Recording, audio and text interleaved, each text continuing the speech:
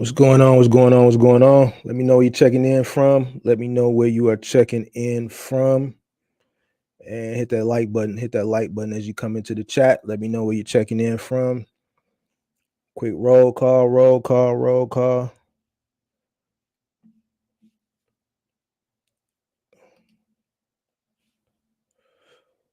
Hit that like button. Hit that like button. Let me know where you're checking in from.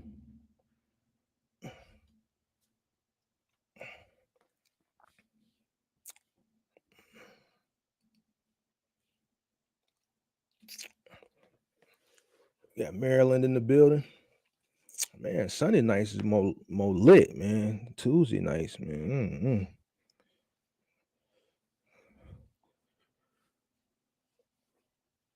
It's D Walk to you in the building. Shout out to you, man. You here all the time, man. Salute back to you. Salute back to you. Let me know where y'all checking in from, man. Let me know where y'all. I thought tonight was gonna be lit. Sunday night, man. Seemed like more people tune in on Sunday nights. It's cool. I'm gonna still drop the sauce. I thought tonight was gonna be more lit since this whole peak season thing. I thought more people was gonna be here tonight, but man, people probably upset. But we still gonna drop the sauce. It ain't no biggie. Trucking with the Don, Georgia in the building. What's going on? Jackson, Mississippi in the building. Yeah, man.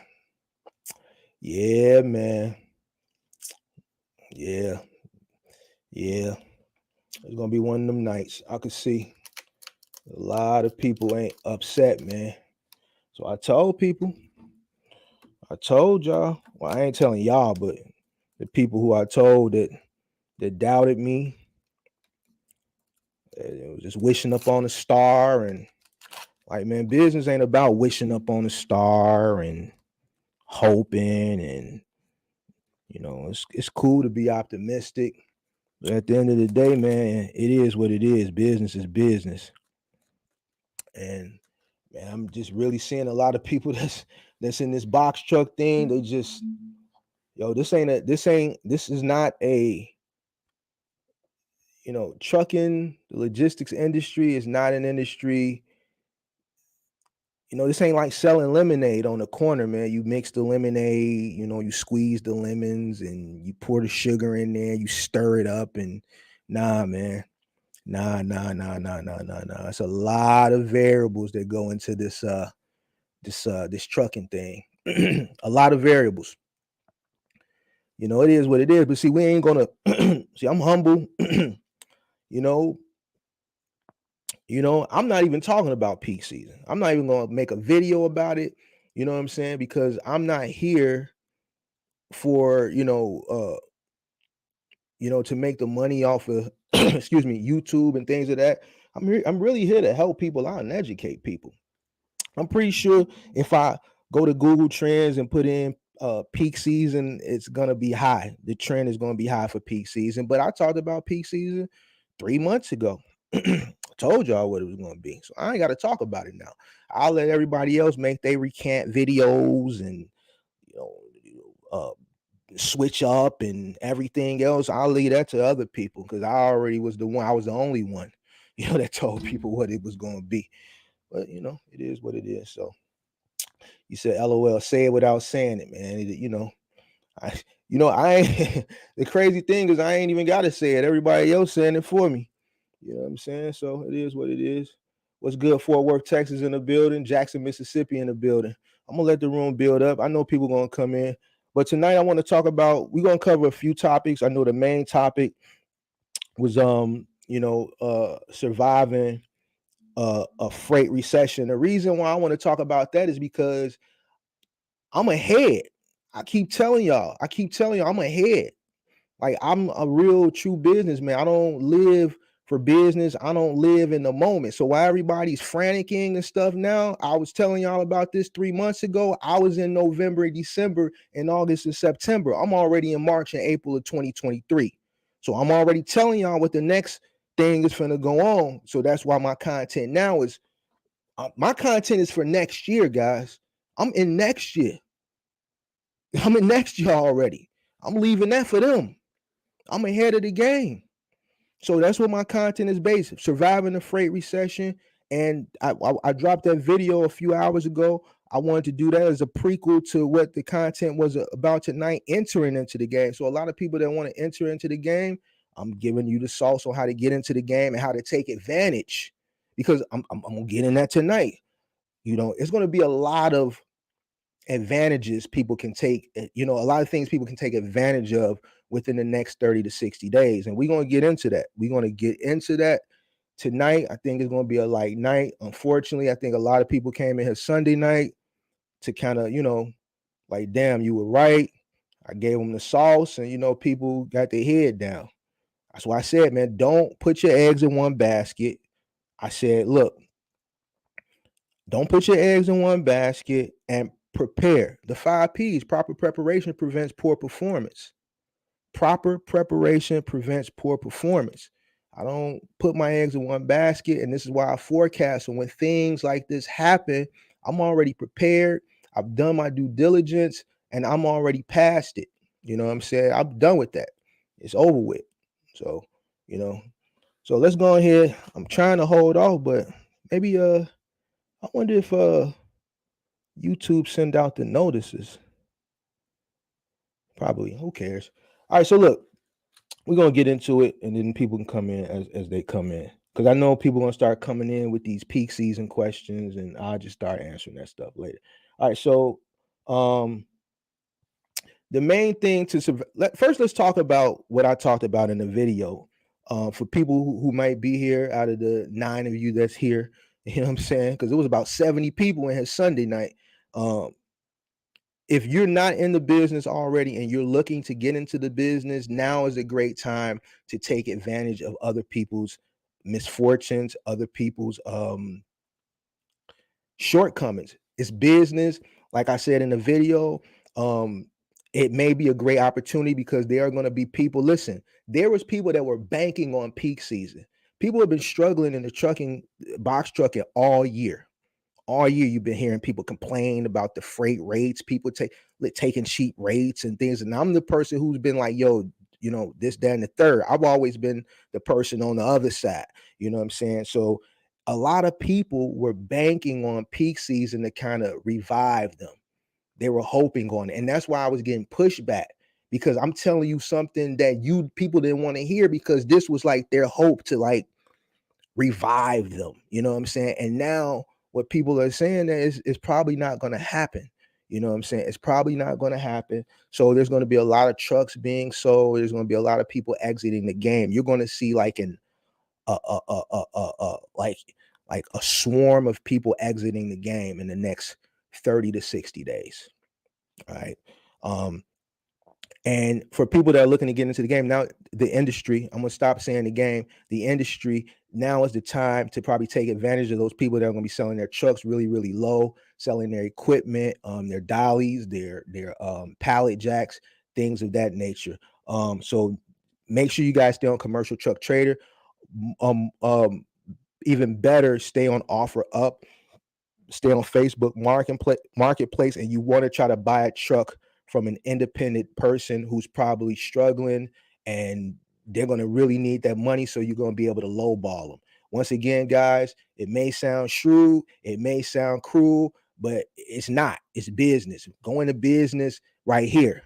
All right, this is what business is about. It's about what's up here, because people will take advantage of you, especially if they know you're not knowledgeable, right? And they're more tenured in the industry than you. They're going to talk, and they're going to talk circles around you and use big words and things that you may not know because you're not knowledgeable, and it's going to sound good, and then that's how they're going to get you. All right, so you got to educate yourself in this industry all across the board. All right, so that way when you're dealing with people, you know if they're trying to get you or not.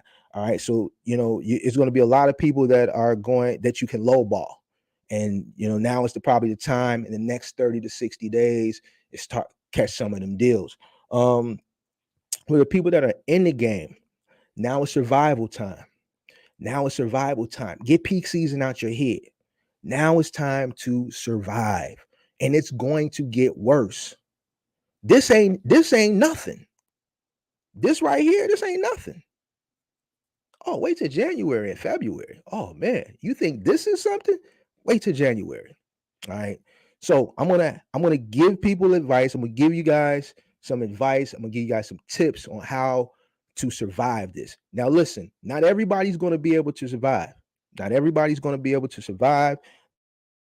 Like I said, for those that came late into the room that were banking on peak season as like their last hope, and I'm sorry, but it ain't looking too good. All right. So I know I'm freezing up. Am I freezing up? Yeah, I'm freezing up. I'm freezing up. Hold on. Let me see what I can do here. Am I in 1080p? Hold on. Let me drop something real quick. Settings. I apologize, y'all. Like I've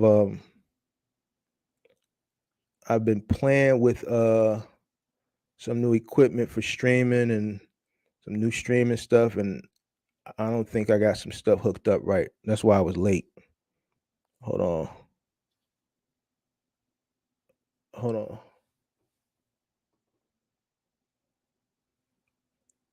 Oh, where am I stream? Where is it at? Unresponsive. Is it unresponsive?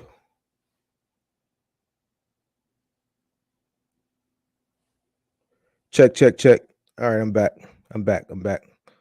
All right, so sorry. I've been playing with some new equipment and stuff, and I don't think I got a lot of stuff hooked up right, but I'm back. All right, so where did I leave off? So let's talk about, for people that are in the industry, how they can survive this freight recession. All right, that we're actually in.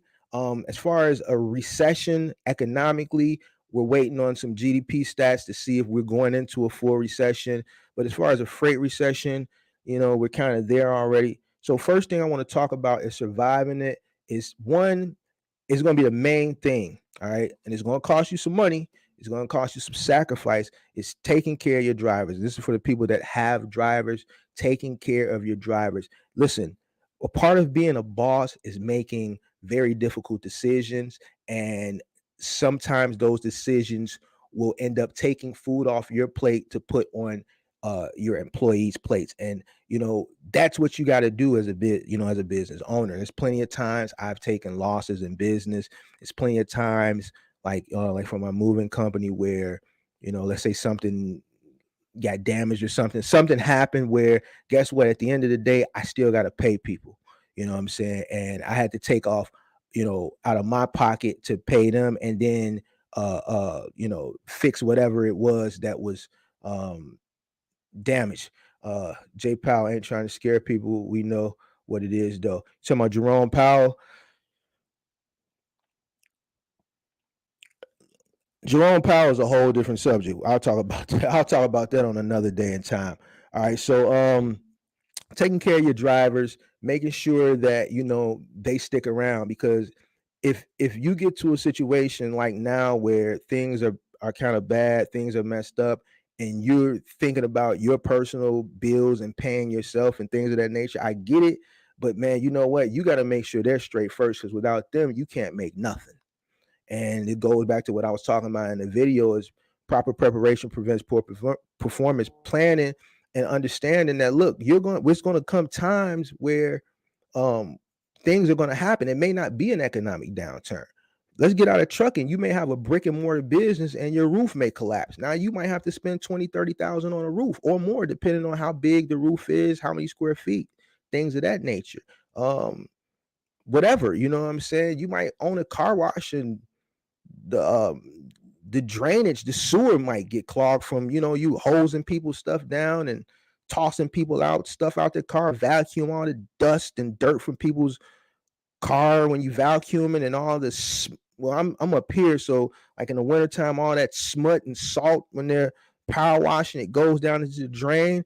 You got to scoop all that stuff out every so often. You know what I'm saying? If you don't, it's going to back up, and then you got to call the company to come out and remove it. You never know what's going to happen when you run a business. So you have to prepare and plan for those rainy days. You can't go out, because now you've entered into a business and you're making money that you've never made before, and everything is good, and that's fine. But something is going to happen eventually. It's not a fact or a matter of if it's going to happen, it's when it's going to happen. It's going to happen.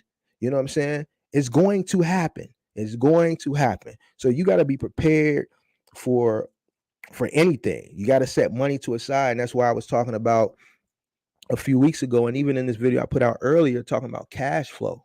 A lot of people don't have cash flow. You know why? Because what they do is they run their truck, right? Boom. After they pay their fixed costs and their variable costs, the money is left over. That's what they think is it they're entitled to. That's okay. This is what I made. I paid the note, I paid the rental, whatever, the insurance, the fuel, the log, the electronic log, the tolls, whatever else, whatever the fixed and variable costs come out, then whatever's left, that's what they take, and then they go spend it, and then they don't have cash flow. And then when something happens, they don't understand why they're struggling. Is because you don't have cash flow. You're robbing your own business. You're stealing from your own business. You should fire yourself. You should really fire yourself because you're stealing from your own business. How? You're taking from the sustainability of the business. The business can't sustain without cash flow. I teach people this all the time. People still, do what they got to do. And the reason why they have to steal from the sustainability and rob from the sustainability because they went and bought a business. You see it on Instagram all the time. Person gets a box truck. They do their post. Oh, business owner, LLC, and they post themselves leaning on their budget truck or their rental truck, and then that's all good. And it never fails. 30 days later, you see the little BMW 5 Series. You know what I'm saying? You see the Audi, you know what I'm saying? 30 days. They ain't even went a full 30 days and they went to the dealer. Now they just added on an extra bill, right? That, they still don't know how the business is going to turn out because they got a few payments and they thinking it's going to be like this and it's going to be like this. And prime example, I love using this everybody that got into the game last year. You know how many people got into the game last year that was making all that money and just went and did the fool, was clowning? I'm looking at it, shaking my head. Went and did the fool. I'm trying to told you. Like, yo, it took me, I want to say at least, no, I know what it took me. It took me 3 years before I went first. When I started my business, it took 3 years. It took me 3 years before I actually went and bought a vehicle. No, it took me 2 years. It took me 2 years before I went and actually bought my first vehicle from being in business. So 2010, I got in business. 2012, I didn't even go get nothing too major. I went and got a Chevy Camaro.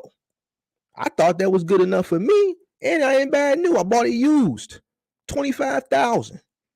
You know what I'm saying? $25,000. That wasn't nothing. My note wasn't even $500, but that was cool. I was riding slick, but I was still making a lot of money.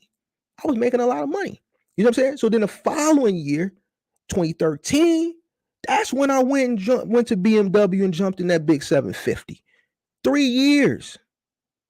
3 years. You know what I'm saying? So it wasn't 3 weeks. It took 3 years. I wasn't focused on that. I was focused on building the business, investing, taking the money and reinvesting back into the business. Reinvesting. My biggest flex was all my trucks. That was my flex, the trucks. Because coming from where I come from, wasn't nobody doing that. Everybody back then was thinking barbershop, beauty salon, car wash. So I was just flexing with a bunch of trucks.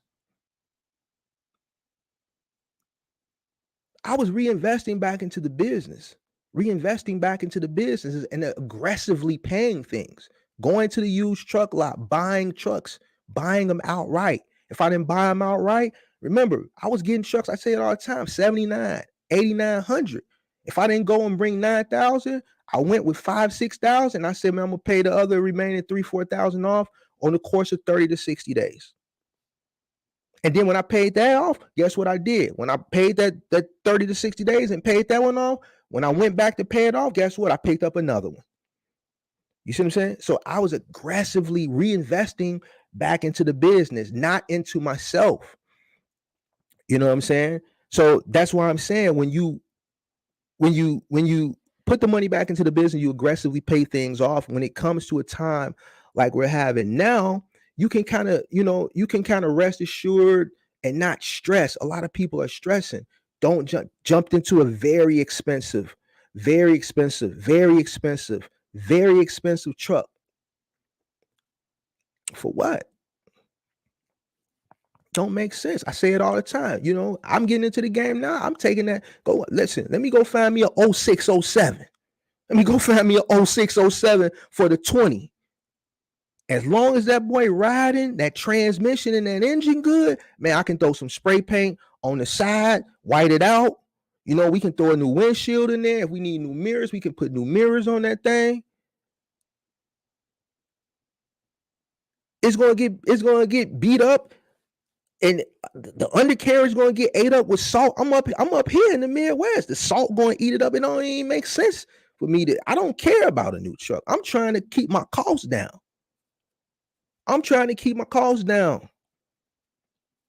All right. So, once again, proper preparation prevents poor performance. Take care of your drivers. You're going to need those drivers. You're going to have to take off your plate to make sure your drivers are happy. And I know some people probably don't want to hear that, but I'm telling you, I've done it. And you got to keep people happy to keep them around, because once the storm clears, you're going to need people. You're going to need people to get you through the storm. Right now, it's a time to maintain. And I'm telling y'all this back in September, back in August. And I hope the majority of people listen to me. I hope y'all did.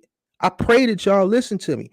I'm praying that ain't nobody out there that's been struggling in this box truck game was banking on this peak season to revive them and bring them back to life. Because I told people back then, listen, and I know everybody else was talking optimistic and positive, and I got a few backlash, few people dissed me. Moving on. Control fuel and operation costs. All right, this is a big thing on surviving what's going on. And for those that came, late into the room, what we're talking about tonight is tips for surviving a freight recession. It's like I explained to the people who were here early. These tips that I'm giving you are for the upcoming. Like, guys, I tell y'all all the time, I'm in January. Well, I'm past January. I'm kind of bringing it back, because what I'm seeing is I may be too far ahead. You know what I'm saying? I may be too far ahead. Now, the people that rock with me, they know what it is.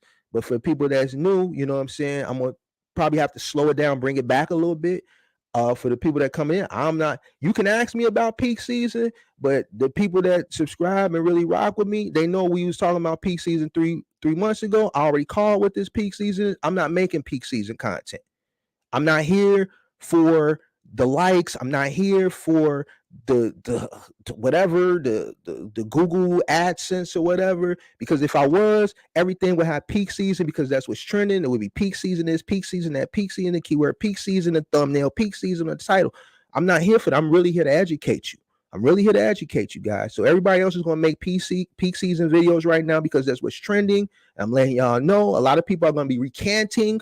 It's going to be a lot of sad faces because everybody was talking about get ready for peak season. I was the only one saying it ain't going to be what it is. So right now, what I'm telling you to do is I'm preparing you for next month.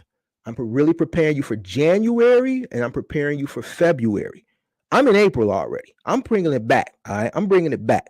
So what we're doing is we're talking about surviving this freight recession. We're on. I'm giving you 3 major tips. We just covered one, which is taking care of your drivers. If you came in late, you can always go back and watch the replay. The second tip is controlling your fuel and operating costs. If you're in the truck yourself, you can easily control the fuel yourself by just paying attention to your MPG, easing off that accelerator, finding that sweet spot. Finding that sweet spot is usually somewhere between 60 and 70 miles an hour. You know what I'm saying? Finding that sweet spot so that you can increase your MPG, checking your air filter,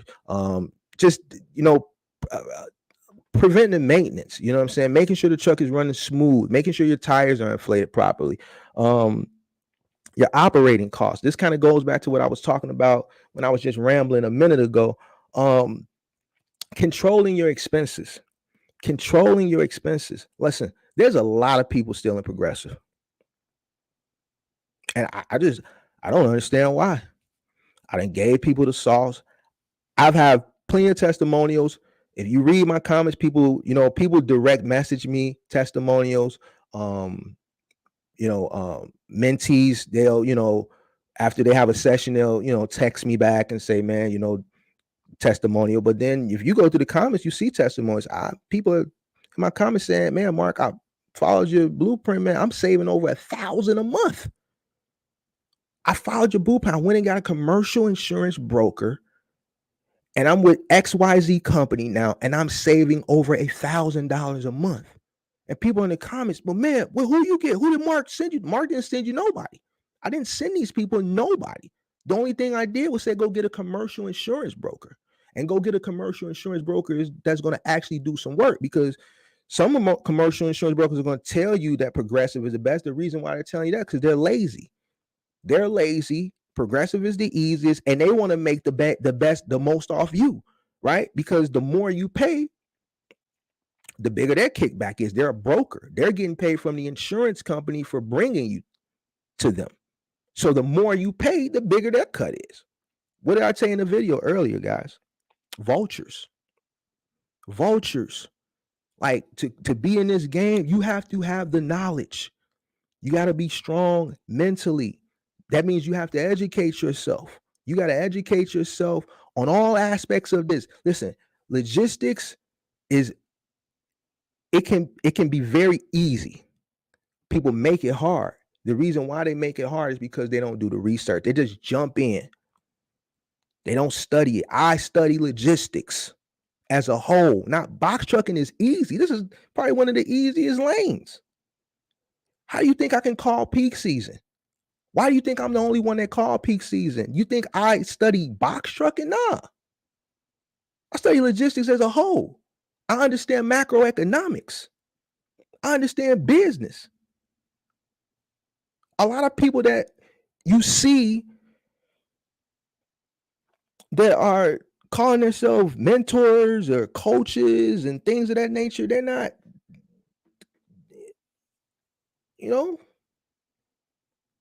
I don't teach people box trucking. I teach them business. I teach them logistics. I teach them economics, macro, micro. I teach them from an overall perspective. The knowledge that I have, it comes from tenure. And then some of it comes from academic education. I did go, like I've said it before, like, yo, my mother's an educator. You know what I'm saying? My mother had 2 kids, me and my brother. One of us, growing up in an educator's home, had to go the academic route because my mother was educated. She wanted to see one of us graduate from college. My brother was in the street. So I had to be that one to make, my mother wanted to see one of us cross the stage. I was that guy. So I have a degree in business. I studied economics. That's how I can tell y'all and make these very bold forecasts. And then on top of that, I got the experience. I've been in business in the trucking industry since 2010. Summer of 2010. So, a lot of this experience that I have, and then these guys out here charging 10,000. Wow. 10,000. And here I am giving it to you for free. So if they charging 10,000 and telling you can make $1 million with a rental truck on Amazon, what the heck do you think I should really be charging? And I'm up here for free. If they charging 10,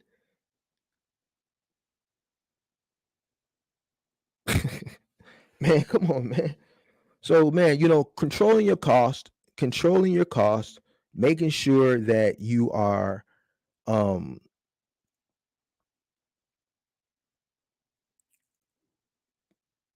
making sure that you're not overspending. You know what I'm saying? I talked about insurance right now. Let's talk about these rentals. It's like I gotta keep touching on stuff over and over again. Yo, I told a lady yesterday, take your rental back. I'm to the point now where I'm just telling you, just take it back. You're gonna get it. Like, you book a session with me, I'm gonna keep it funky with you. I'm not finna like sugarcoat nothing. I don't care if you call me back. I don't care. I'm gonna tell you the truth. I'm not going to be mean about it. I'm not going to be rude about it. I'm going to be professional, like how I present my content and like how I present myself when I'm on lives. I'm going to be professional. I'm going to be professional. But I'm to the point now where if you come to me and you tell me you have a very exorbitant rental, I'm going to tell you to take it back. I'm not going to sit up here and tell you, okay, we can do this, we can do that. Well, no, because then I wouldn't be genuine to you, because I know you're not going to never make it, especially in this economy. Just so you can keep coming back and say, I'm going to set you on a subscription plan. No, I'm going to be honest with you. No, you need to take that back. No. Well, what if? No, ain't no what if. There's no what if.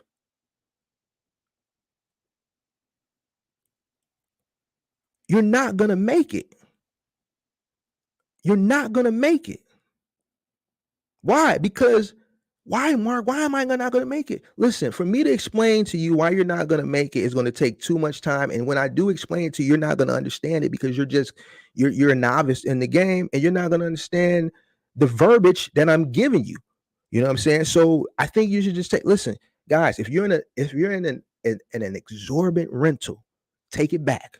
I'm telling you now, take it back. It's finna get ugly. If you're struggling now, listen, I'm praying and I'm hoping y'all listening to me.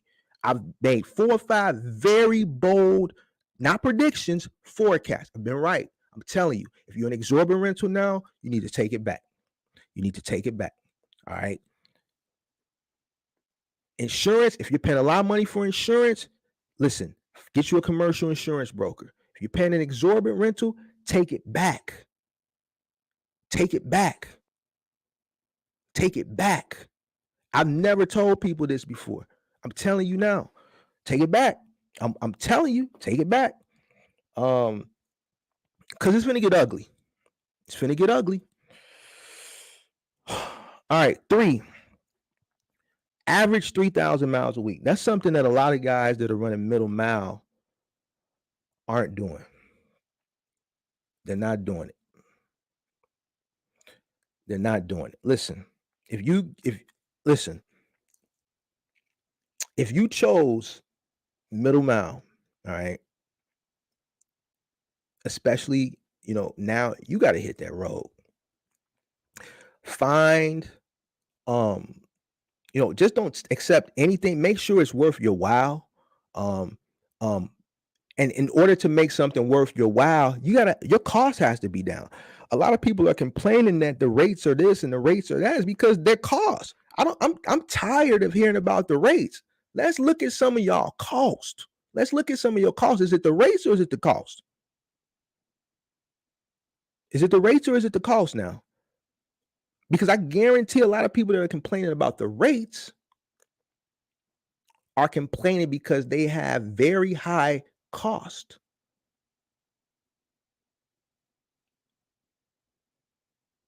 I'm telling you what I know. The reason I can tell you, because I talk to people every day, even people that don't, book coaching sessions, that just listen. I'm not going to show you, but if I show you my DMs, the first thing people, hey, Mark, I watch your content. Look, I'm paying this much, this much, this much, and this much. Can you help me? So people, they tell me what they're paying. I'm telling you what, and a lot of these costs is like, yo.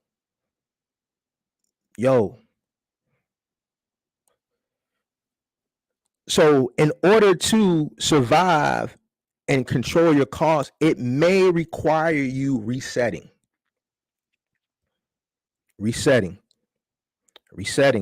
meaning, man, listen, and I know some of you, I don't want to give up my truck and I'm not going to be able to find a truck. You're right. You're not going to be able to find a truck. But even if you found a truck, are you going to want to continue to pay the rate? The whole reason I'm telling you to give up the truck is because the rates are too high.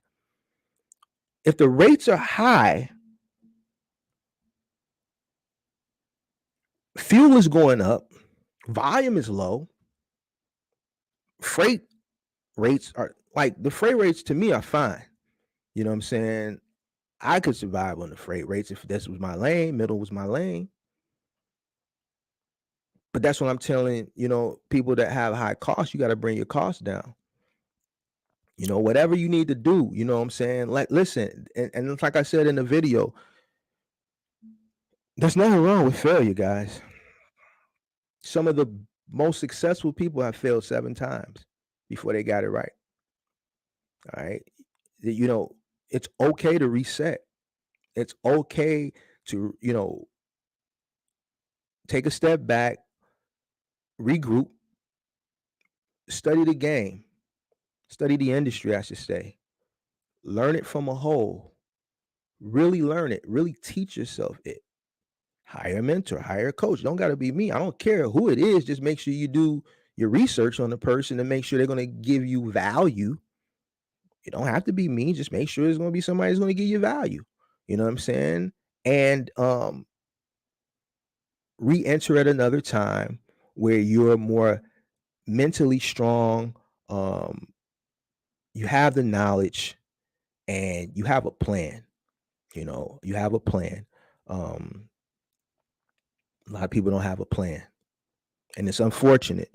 It's unfortunate, but this is what it's going to take to make it. And right now, this is what it's going to take to survive. I'm not finna sit up here and tell some people that you're going to make it. Listen, over the next 60 days, you're going to see a windstorm of people exiting. A windstorm. A lot of people that have been struggling, and you guys know, you guys are in my lives, you guys see comments, you guys watch other people's channels, you see the comments, I read them, you guys read them. Listen, a lot of people are struggling, and a lot of people were banking on this peak season to revive them. People were banking on this peak season, like, man, this guy's making the peak season. Peak season is gonna get me right. Peak season gonna get me right. Peak season gonna get me right. And a lot of y'all probably out there saying that, damn, he right. Those people that were banking on that peak season to kind of revive them, they're not gonna get that. I've seen some other people's videos. It's okay to be optimistic, but this is business. This is business. This is business. All right. Somebody was talking about another channel. It might be in here. I'm not really looking at the comments. Was talking about another content creator was saying peak season starts. And I'm going back to peak season because I know that's what's on everybody's mind, and it kind of coincides with what I'm talking about tonight. Starts after Black Friday. That's not true. And I said that the other night. That's not true. Listen, and for those that weren't in the live Sunday night, I'm gonna break this down to you again. So next year you'll understand and you'll know how to forecast for yourself. All right. You'll know how to forecast for yourself. There's 3 modes to peak season. All right. I didn't break it down the other day, but I told people there was 3 modes. All right. There's 3 modes. First, you got the ocean mode. All right. You got the ocean mode. Ocean mode starts in July, guys. July, August. All right. Runs to about September, October. All right.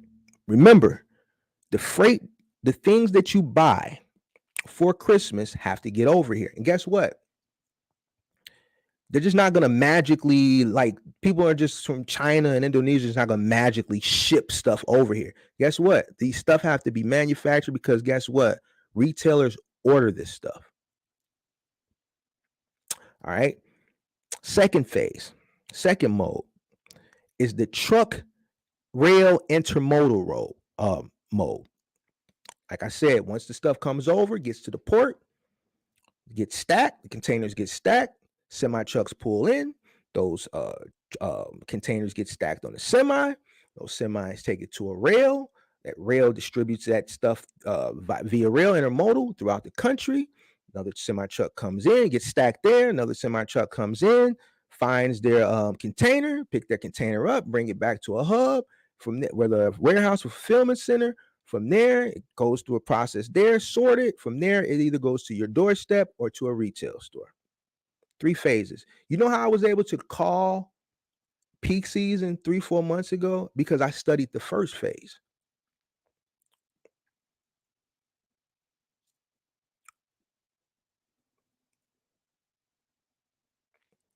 Container freight has been low for a majority of the year, second half of the year. to current. All right. That's the trick, guys. If everybody's wondering how I was able to call it, that's how I called it. Because guess what? If the first phase was weak, every other phase is going to fall in line, because if the first phase was weak, then everything else is going to be weak. Another thing is I told y'all this, but see, I think a lot of stuff go over people's head, because I'll talk about some things and I'll expound on it, but people only pick out of it what they want to hear. And this is what I'm saying, yo, this logistics game, this ain't no hustle. This is a business. It's easy.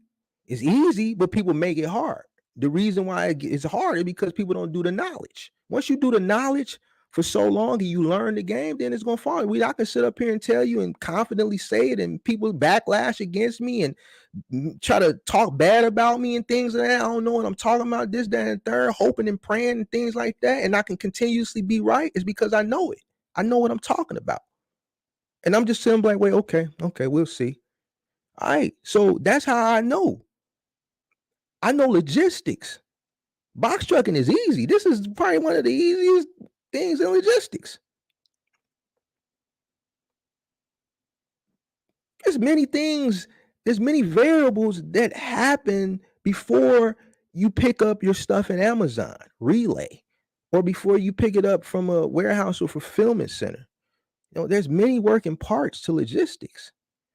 And if you're going to be a true box truck owner operator, you got to understand all of them.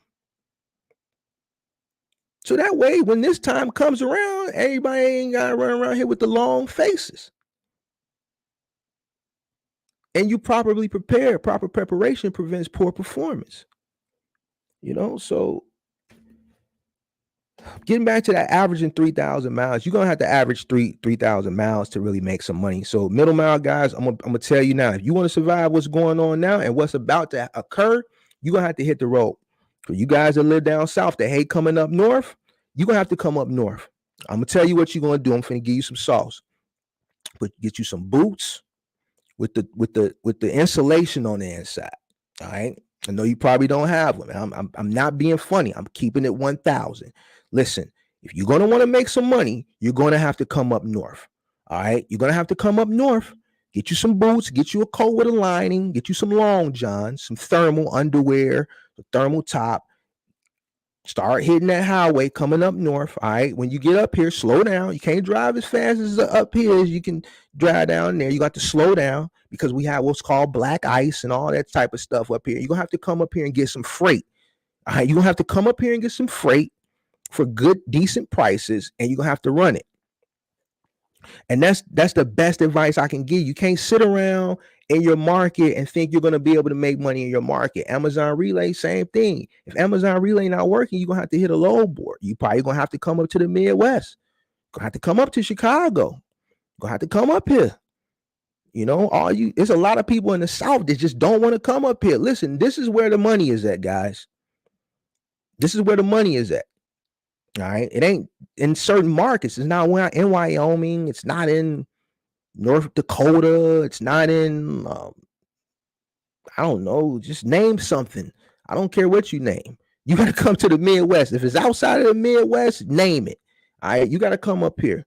All right. Especially in the wintertime. Them rates is going to go up because, man, we're going to have snow and black ice. And people from down south don't like coming up here. But you're going to have to come up here. If you want to make some money, come on up here.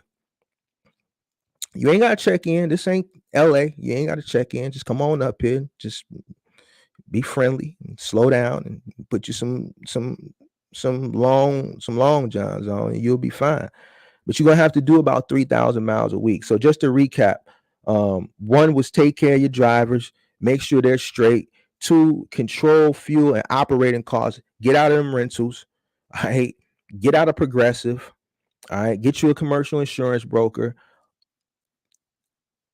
Listen, try to negotiate with the rental company.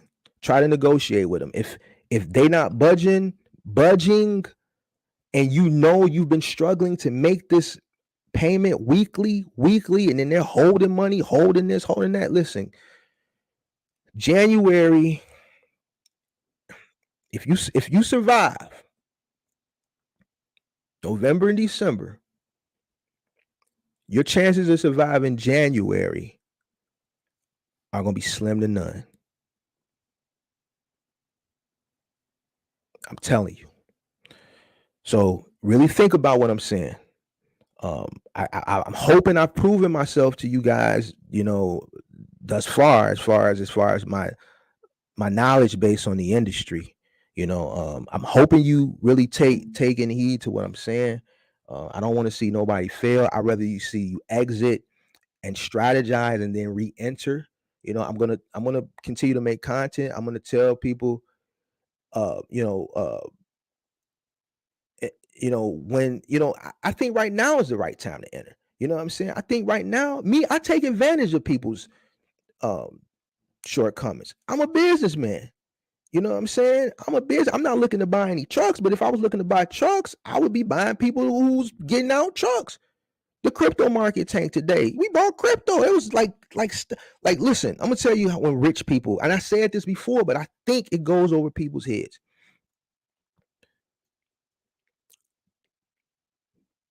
Rich people and big corporations, they love economic collapses.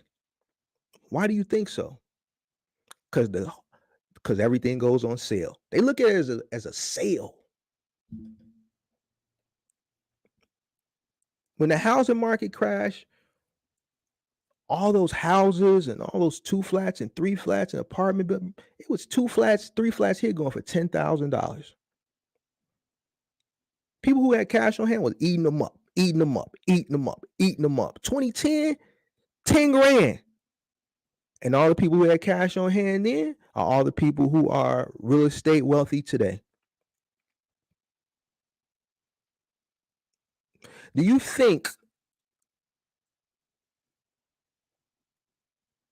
Now I'm not gonna say it's gonna go over too many people's heads. Let me simplify it.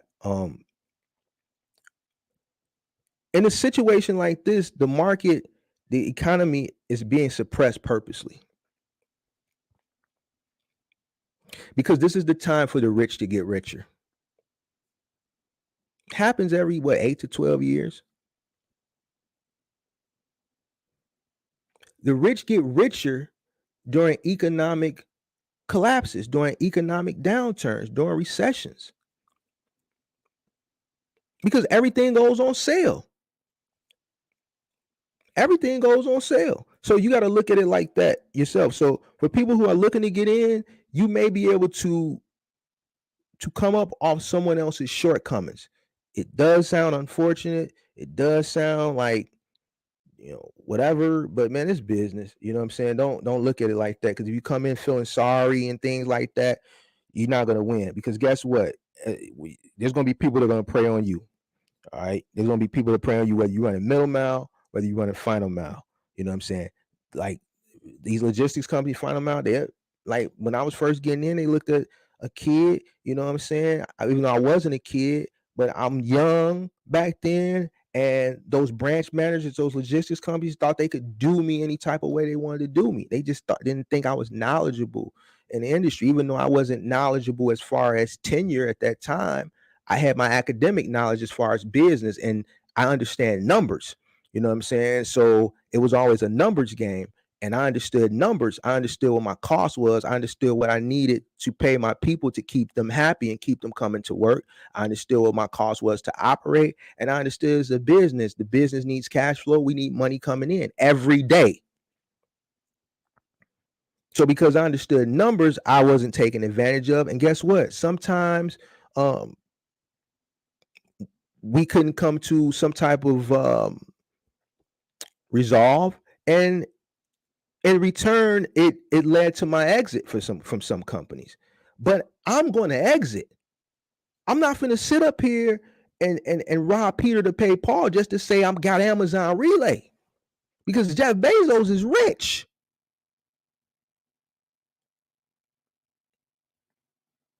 The CEO of Amazon, the current CEO, is rich. The current CFO is rich. The current chief operating officer is rich. Why? Because they're rich in stock. They have millions of shares in stock. Their wealth is in stock. They're rich. They're going to stay rich. So why am I going to continue to break my neck and operate at a loss just to say I'm running for Amazon Relay, or just to say I'm running for XPO, or just to say I'm running for um, Pilot, or CH Robinson, or Lowe's, or Home Depot, or running this freight company, logistics company doing Best Buy? It makes sense. If it don't make dollars, it don't make sense. So I didn't mind exiting. You know what I'm saying? I'm not gonna run for nothing. I have to make money. That's the whole purpose, to make money. Enough money to survive so that the company has cash flow. All right. So changing markets, that was one of that's the last topic. So take care of your drivers, control fuel and operating costs, average 3,000 miles a week, and then change markets. You cannot stick in a market that's slow. Industry wide is slow. Up here, you're going to make a little bit more money. So you guys that are in the South, and the reason why I'm speaking to the guys that are in the South is because the guys in the South, they're the ones that I hear that just hate coming up north. Y'all gonna have to come up north. All right. I'm gonna answer a few questions. I know it's gonna be a lot of peak season questions. Let me see.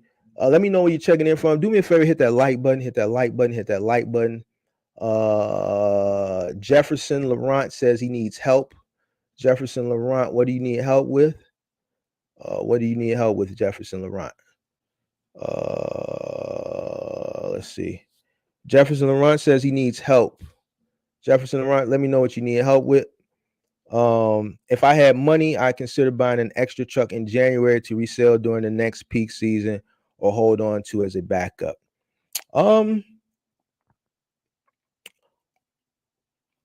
think in January, if you bought a truck, I think when the market turns and things start to normalize, I think you could sell it for a profit, a small profit, depending on what you buy it for and who you buy it from. If you buy it from an independent owner, or you buy it from a corporate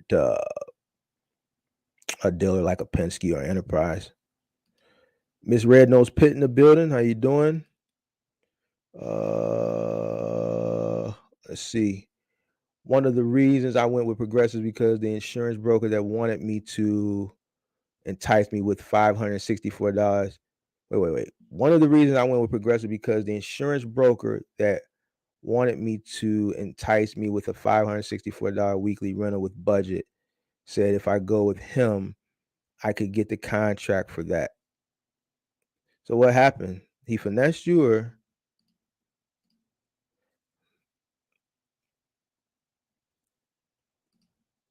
Mark does offer good value. I appreciate it. I'm still trying to get the rate. If I get a truck right now, the problem is getting a truck, but if I can. Raleigh, North Carolina in the building. Let's see. Some side conversations. What's a good rate to finance a box truck monthly? It all depends on what you pay for the truck and what your finance rate is. Me personally, I can tell you what I wouldn't buy a truck for. I'm not buying a truck for anything right now. I wouldn't buy nothing over 40,000. That's me personally. I wouldn't even buy nothing at 40. I'm looking more in the 20s, to be honest with you.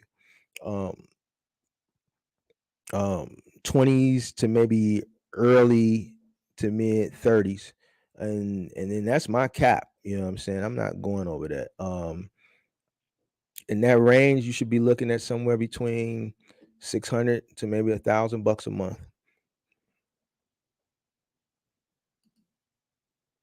Progressive told me 1,800 up front, then 800 a month. 800 a month ain't bad. Ms. Red No Pit, my account manager told me they have trucks being turned in or coming out of the shop every hour somewhere. But when I call to get a truck, they make it sound like there isn't a truck anywhere. Same here in Atlanta, so I just stopped looking for rentals, and the prices are ridiculous. Penske wanted $6,000 cashier check. Let me see. All right. How many miles is too much when buying a used 26-foot box truck?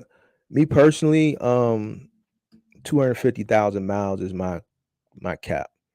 In my truck buying days, uh, that was my cap. If I were buying a truck in today's time, 250 would be my cap as far as mileage is concerned. I paid 70K for my truck with 230,000 miles. Yeah, I mean, you know, yeah, that's high. I'm just gonna be honest with you. That's high. I kind of got an idea what your note is, but that's a high. Like these trucks, that's what they cost new. That's what they cost new. A little less maybe, depending on the make and the model. You know what I'm saying? Um, I'm assuming with the miles, you bought your truck sometime earlier this year or last year. Um, yeah, $70,000 is a lot of money for a 26-foot box truck.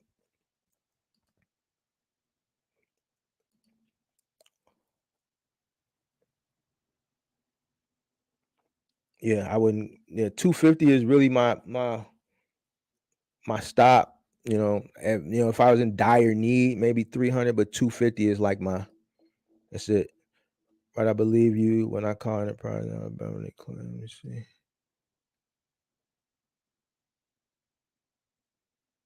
Oh yeah, see, yeah. So yeah, if you value your truck low, then that's why your insurance goes low. And that's another thing, guys. Um, the newer the truck, the higher the insurance. So a lot of guys that are renting these 2023s are paying a lot of high insurance because the truck is new, and it costs more to insure a new truck for obvious reasons. A new truck, so it gets totaled or something, the cost to replace it is higher. Um, but progressive still ain't the way to go.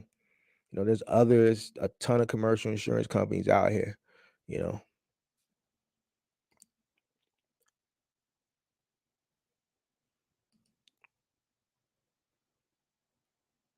let me see.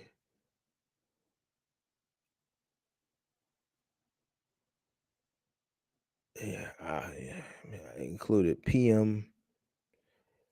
Listen, that PM. I don't know. I'm gonna stay away from that question.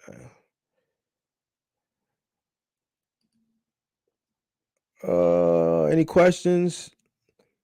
Maybe I should have did that for 3 months for my authority. I pay 1160 a month for insurance and 3200 down, and I'm almost 30 days old. All right. Any questions? Any questions? Any questions? Any questions? This is an off-topic question, but you suggest trading in your main vehicle in to get a Sprinter van, so my expenses would be down. You saying all time, but would I suggest trading in your main vehicle? Is your main vehicle like your personal car? If it's your personal car and you're looking to start your own business, I can't. If that's what you're asking me, I can't advise you. Like I'm not going to advise you to turn in your personal vehicle. You gotta do what's best for yourself. You know what I'm saying? So I'm not going to tell you, yeah, man, make that sacrifice, and I can't tell you that. You know what I'm saying? I'm not going to tell you that. What I will tell you is that you got to do what's best for you in that situation. Um, you know, if you're lacking maybe the capital to purchase a second vehicle, and maybe that's why, what I'm saying. I don't know, but I think I think if you here's the thing, if your work vehicle is your all-purpose vehicle too, and that's to me, I think that's kind of risky. I think you do need still a personal vehicle and a work vehicle, because when you're down, you're down. All right, you don't want to overwork your work vehicle for personal use, and then you don't want to overwork your personal vehicle. I would suggest having a work if you're just starting out, having your work van and your personal vehicle, but I'm not going to advise you to trade in your personal car to get a Sprinter van. I can't I can't do that.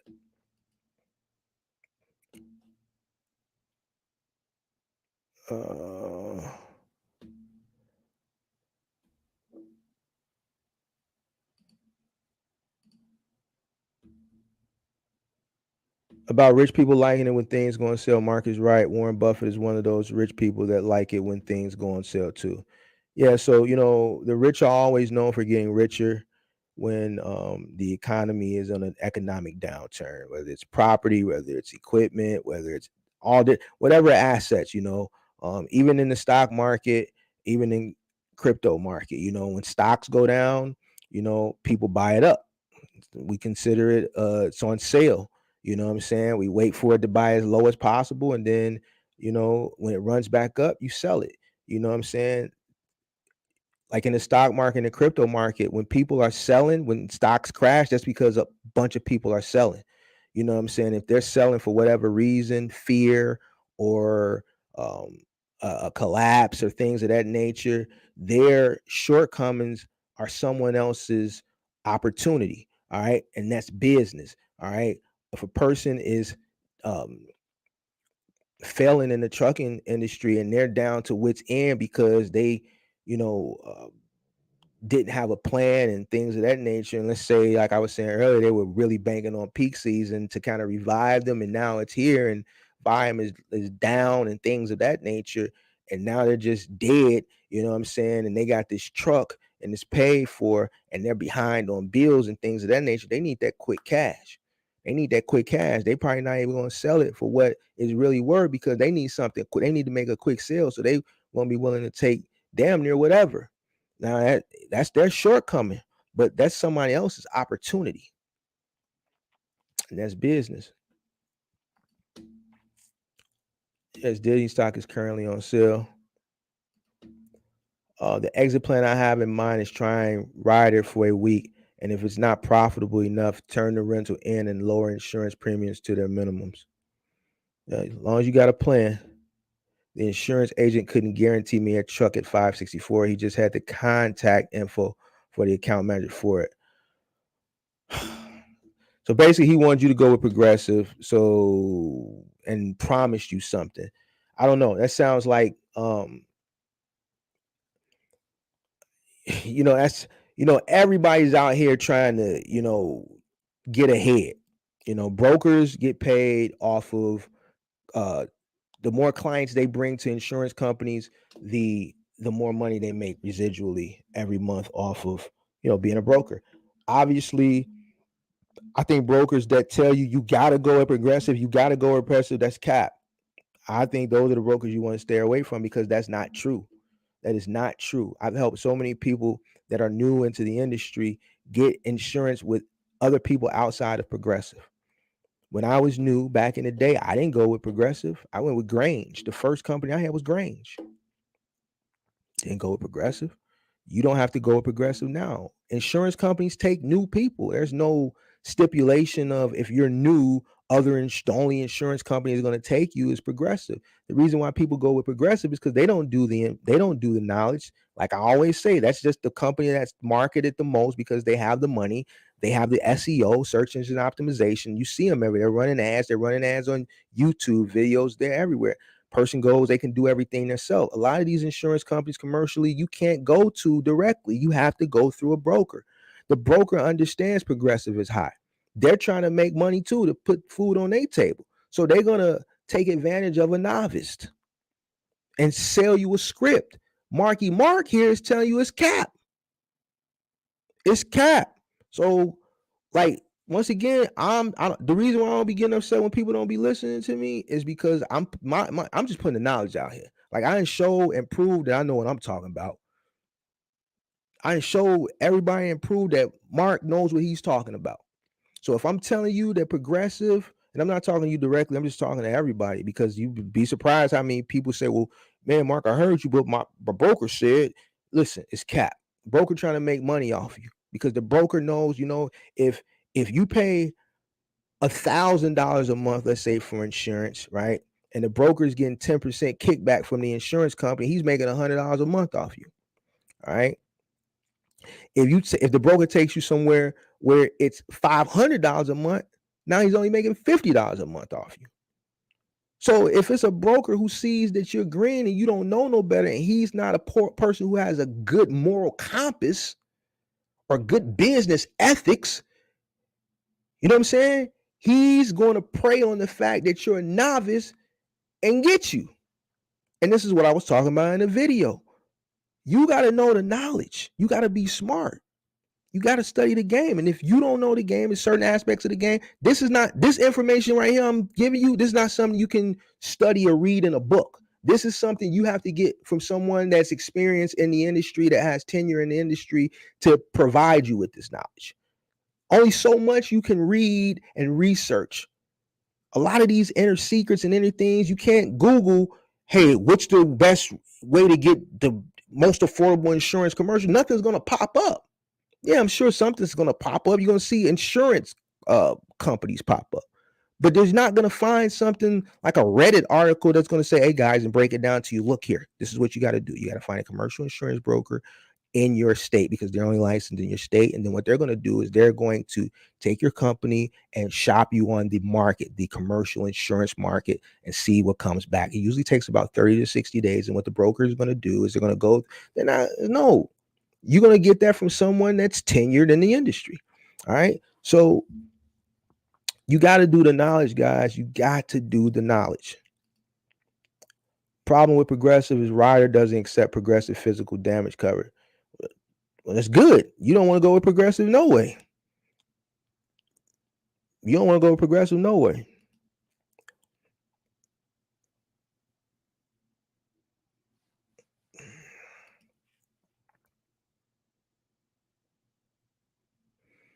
I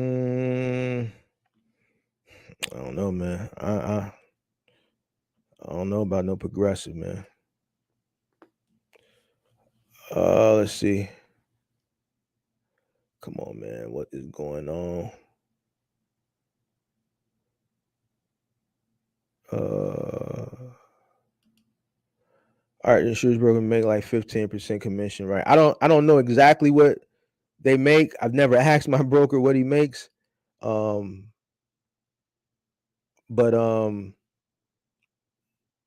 whatever they make something. So, a commercial insurance broker who doesn't have a good moral compass or doesn't have quality business ethics, that's only looking out for themselves and not looking out for the best interest of their client, which would be you. Yeah, they're going to take you on a ride, especially if they see you're a novice. They're going to know you're a novice because you're new into the game. They got your MC, your DOT. You're going to present yourself to them as new coming into the industry. You're looking for insurance. You never had insurance before. So they're going to know. So once again, if it's a commercial insurance broker who doesn't have practice good business ethics, it doesn't have a good moral compass, yes, they're going to take advantage of you. You know what I'm saying? So I'm telling you, you don't have to go Progressive. I have some people, like I said, yeah, well, the broker said I gotta go with Progressive. That's cap. It's cap. So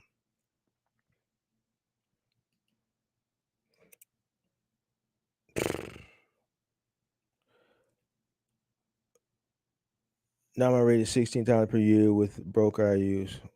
You saving half. About having to do like 3,000 miles a week, that would seem about right for making the most money. My spreadsheet shows me I need to do max miles to get the lowest CPM. Yeah. So that's what I was saying. Like, in order to survive, what's going on now and what's to come, especially if you're running that middle mile, you need to find a way to do 3,000 miles a week. And that's the whole purpose. I didn't really expound in it too much. You got to find a way to do 3,000 miles a week. All right. You have to. You have to.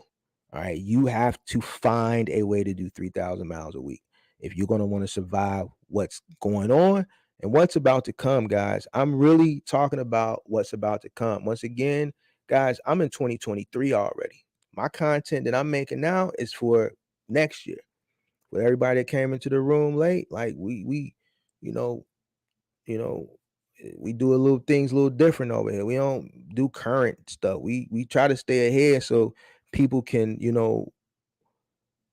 be properly prepared and know how to move and maneuver and things of that nature. I'm telling y'all finna see a lot of sad. Yo, it's finna be a lot of people exiting the game. It's finna be a lot of people exiting the game. A lot of small truckers. When I say small truckers, yeah, that's the individual person, small fleet, all the way down to the individual with the one truck. A lot of people were banking on peak season.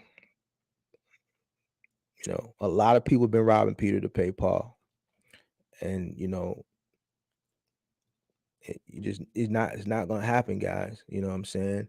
It's gonna be very minimal freight. Listen, another thing that I think went over people's head that I said, yo, I told y'all about the peak season. I told y'all it was gonna be slow. Another thing I told you went over people's head. I said, yo, all these retailers still sitting on a bunch of freight. They still sitting on a bunch of freight. Amazon still sitting on a bunch of freight. That supply chain backup, when all that stuff hit, all that stuff is still sitting. They can't move it. Like y'all read, I'm hoping y'all read news and the newspaper, MSNBC, CNBC, Nike said they sitting on a ton of stuff. They can't move it. So these places are not going to order stuff when they sitting on a bunch of stuff now that they can't move and they don't have room for the stuff that they got. Let's look at it like this, man. Let me break it down to y'all another way, man. Because I see people getting it, but then I see people still pushing back. Other people are saying Christmas. Listen, I don't really think people understand trucking, bro.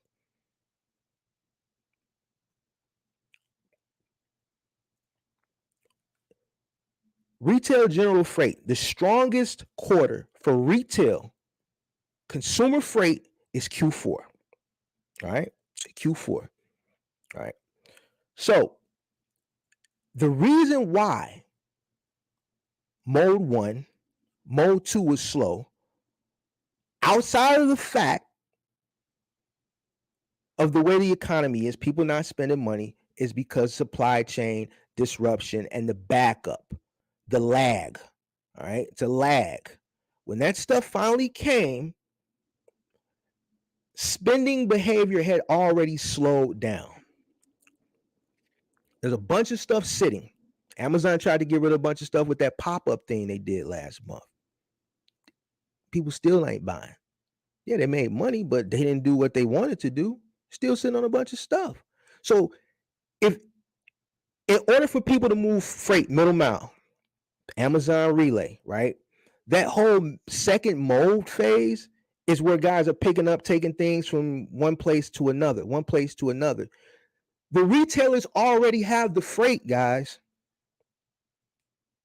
They already have the freight. Whatever they're going to sell during the Christmas holiday, they have it because they have the supply chain lag freight that they got late from the disruption from the pandemic, right? So when things were kind of sitting at sea and things of that nature and all that stuff, and shelves were empty because the supply chain was disrupted. Once the supply chain started to pick back up, all that stuff that had been sitting, that was ordered, that should have been coming in all those months hit all at one time. Okay. So I talked about the economic spending behavior, how that is down, right? But then you got to remember about, the supply chain disruption. It's in the news everywhere all year. The second half of the year, everybody's been talking about how they just don't have space. Amazon stopped building fulfillment centers, and they said, yo, we're going to turn some of these fulfillment centers that we're finishing up into storage facilities. We don't have the space. We got too much stuff. So once again, economic downturn, people aren't spending, and then overstock on stuff. So what the retailers are planning to do this holiday season is push all the stuff that they have. They had no reason to order stuff. And I said this months ago. Where are they going to put it? They're hoping and praying that they can push the earlier this year season stuff. Look at it like this, guys. Every Christmas, you see the Christmas buy of the year. Everybody's buying this Christmas. You start seeing that in September, October, different sales. And look, guys, the Beanie Baby. I'm just saying Beanie Baby. You know what I'm saying? This is the hot Christmas buy. You haven't seen that. And nobody's pushing a hot Christmas buy. They're pushing whatever they got in their warehouse. Whatever it is, this is what we got at remarkable low prices. You're going to see remarkable low prices on stuff from earlier this year. So everybody that's running box truck and middle mile freight, the reason why you're not going to see what you're expecting to see a peak season, because the retailers didn't order freight because they already have it. So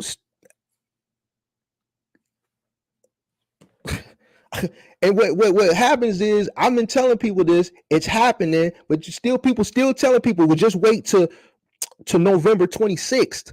Well, after Black Friday, yo, like, what sense does that make?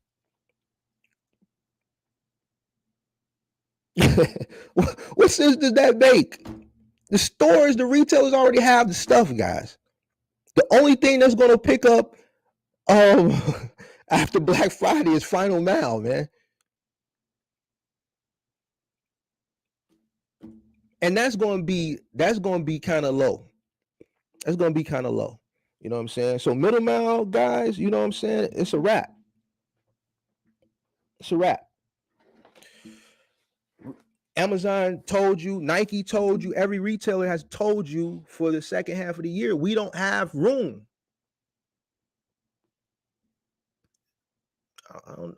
I don't know how many more ways I can tell people. I really don't. I see the videos. I see people telling that, but it's not true.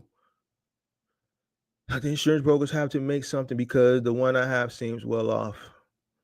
Yeah, my insurance broker is well off, but once you get, my insurance broker is old. He's old. He's been in the game probably over 30 years. So yeah, once you build up that clientele base and you got hundreds or maybe thousands of customers that you're getting residuals from every month, my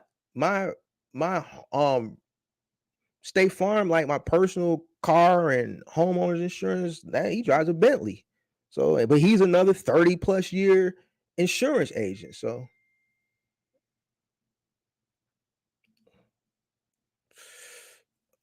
I guess it depends where you are, because I have a clean MVR.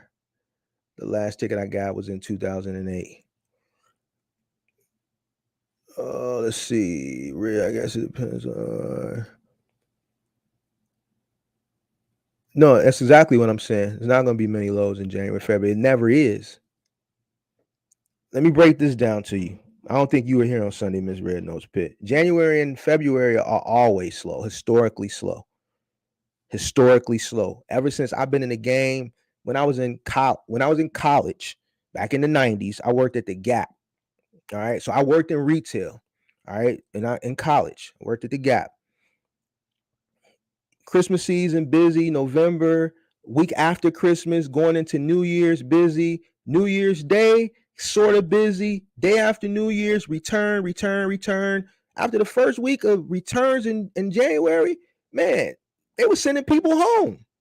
I worked at the Gap all through college, 5 years. January, slow.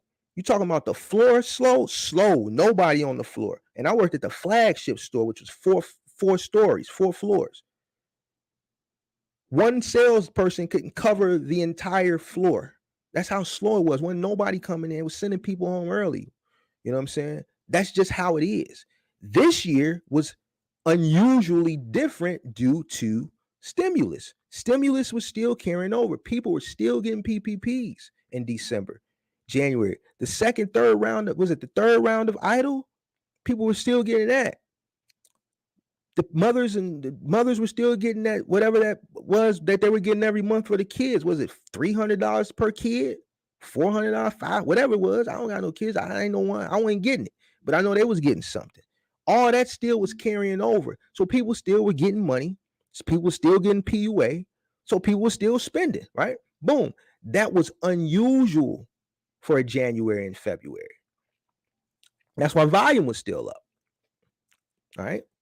Now, volume is always, like, you got to remember then after Christmas, New Year's, a lot of companies go black for the first part, like because it's so slow. You got people that take their vacations. It's slow. So you're gonna have a very weak peak season. All right, all right, and January and February are already slow. So if your peak season is going to be weak, your January and February are going to be weaker than what a normal week January is going to be, right? So that's what I'm talking about, preparing for that. I've already prepared people. The people that listened to me back in August, September, when I was talking about how peak season was going to be, they're in a great position to win right now. The people who pushed back and didn't believe me and was laughing at me and making fun of me, those are the people that are going to struggle. And it's unfortunate, but there's going to be a lot of people exiting within the next 30 to 60 days because a lot of people were banking on peak season to kind of bring them from under that may have been struggling to, like I said earlier, bring them from, revive them, banking on it, man. Peak season is going to come, so I'm going to be able to catch up on this or catch up on this or catch up on that, whatever the case may be. That middle mile, the freight ain't here. Listen, you see,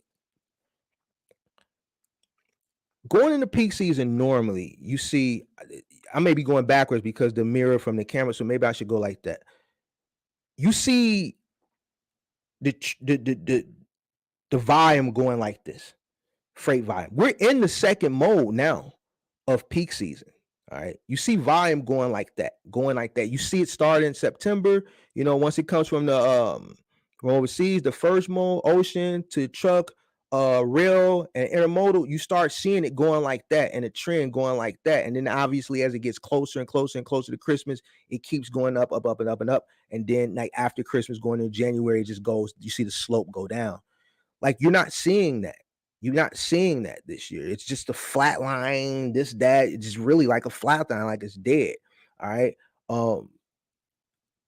So yeah, like it's going to be dead because it's always dead. Like it's always dead anyway. You can't let this past January and this past February throw you off. And I've been saying it for the longest. That was unusual. That was an unusual January and February, and that was due to stimulus. You know what I'm saying? So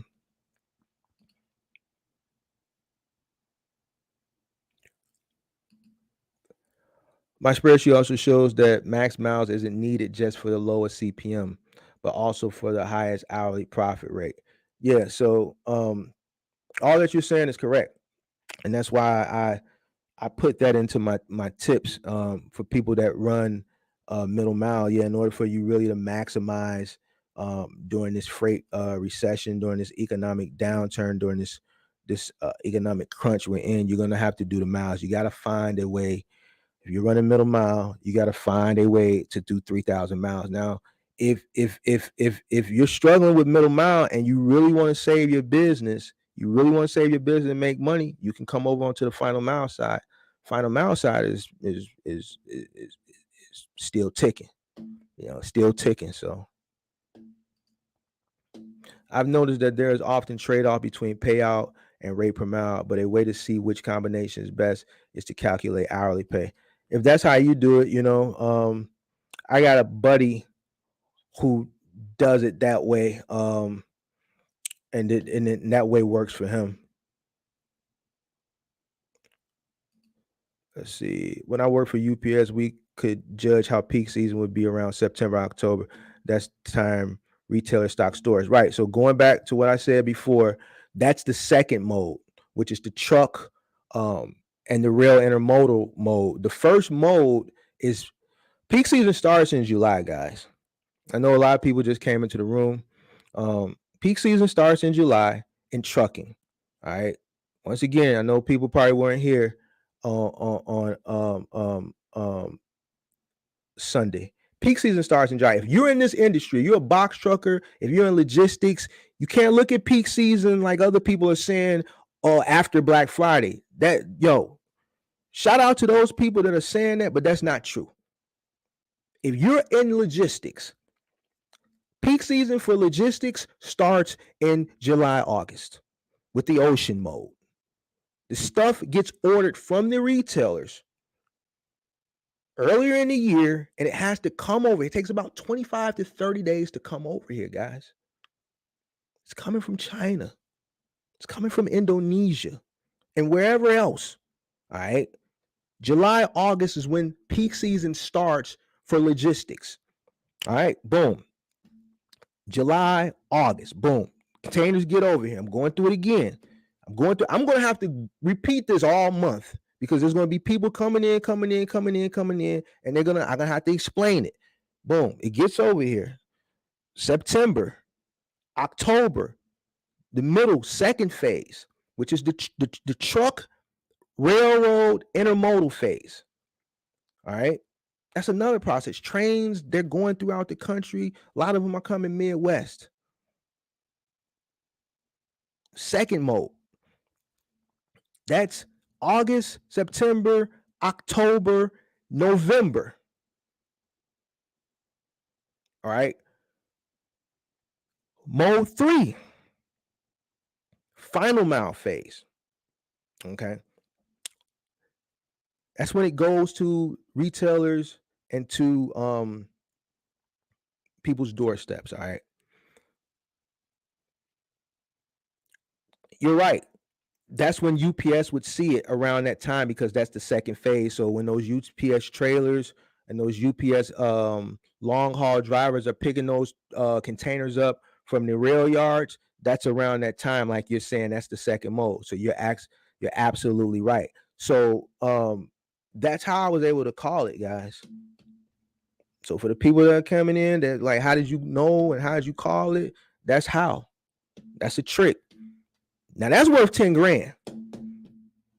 That's worth 10 grand. So shout out to your boy down in Atlanta that's charging people 10 grand, telling y'all can make $1 million a year renting a box truck with Amazon Relay. That's what you're gonna get for 10 grand. Now I just gave you some real logistics valuable game on how to read peak season. I didn't do that earlier this year. I just put the information out because I knew people were going to like doubt me and say I was wrong. I wasn't going to give you the whole game then. I wanted to wait. So now I'll tell you how I know. But now you can take that information and apply it next year, you know.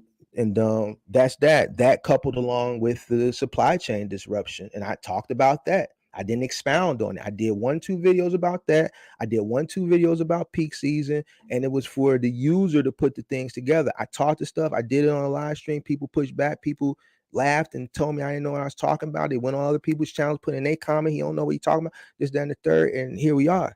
All right. The with that coupled with the retailers once again being overcrowded, overstocked. I talked about it when Amazon did the 2-day sale. I said it then. I mentioned Nike. I mentioned all the other retailers that have been saying, yo, we don't have the space. Amazon said we're going to start using some of our fulfillment centers that we built that are new, that are not operational yet. We're not going to turn them into fulfillment centers. We're going to make them storage facilities.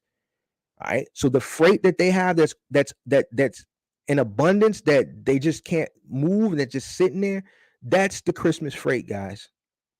So that middle mile lane, that middle mile truckers, it's not box truckers, middle mile truckers too, that are patiently waiting for, that phase is over with. That phase is over with. People who are probably going to make a little bit of the money during peak season now is going to be that final mile phase.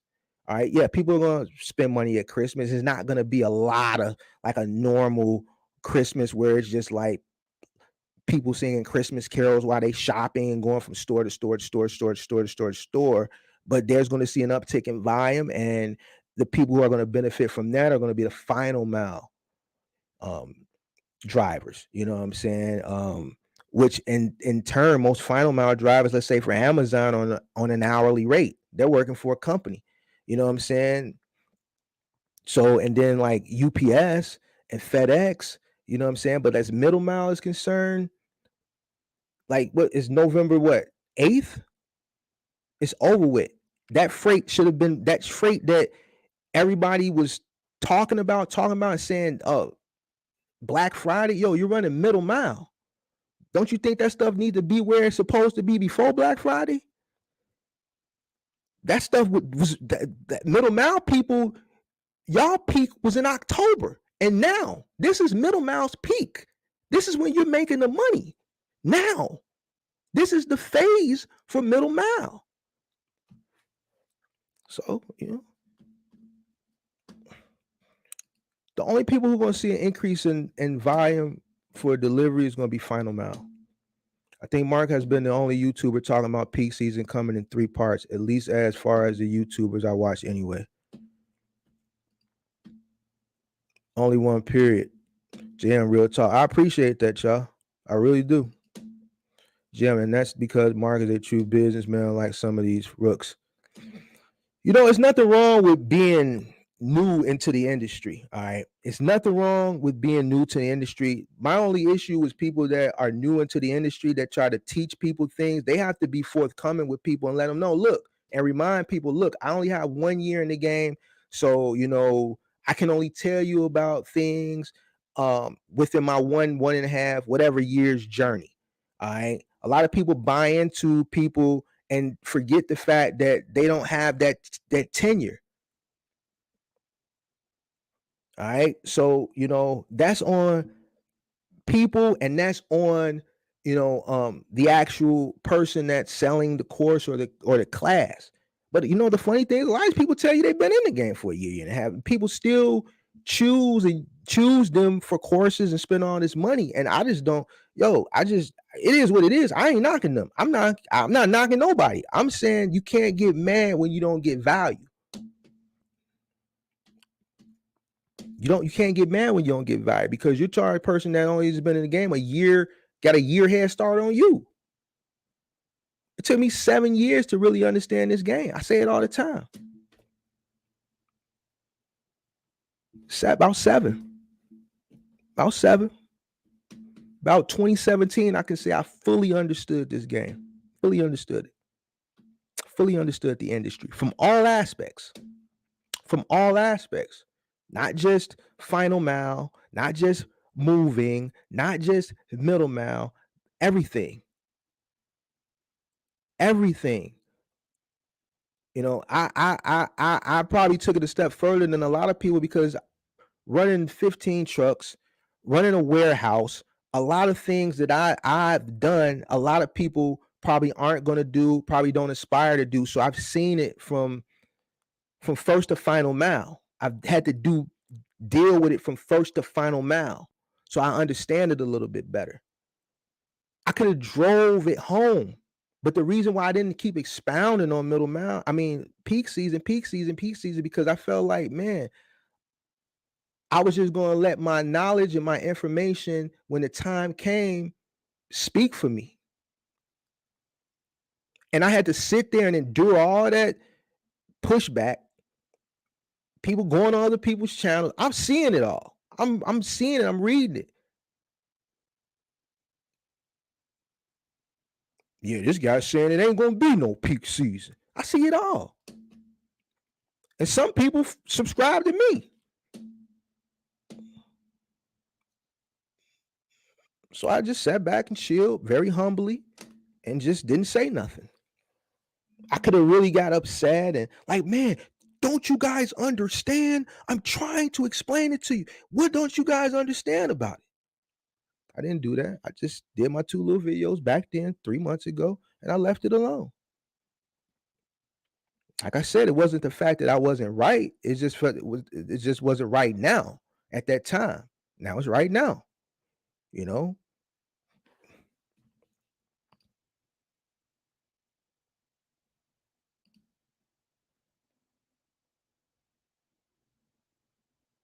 April, May pickups because of summer vacation, people coming out. So normally, if you're talking about when freight picks up, it's usually around tax season. I say about March, April is normally when I see pickup.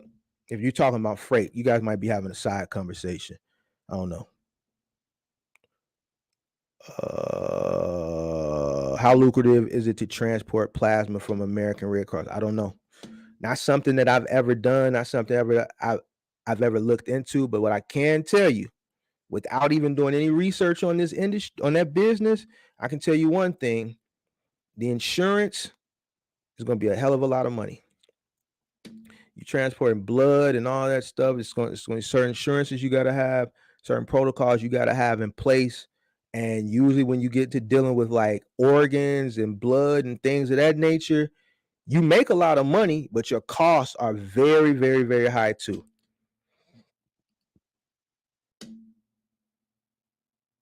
Mark, you always give an eye-opening sauce. Appreciate it, man. I appreciate you, man. I appreciate you for tuning in. I appreciate you for watching. I appreciate everybody for, letting, coming and just rocking with me. You know what I'm saying? I appreciate everybody. I appreciate everybody for listening to me. I appreciate everybody for taking my advice. You know what I'm saying? And I can't say, guys, that I'm gonna always be correct.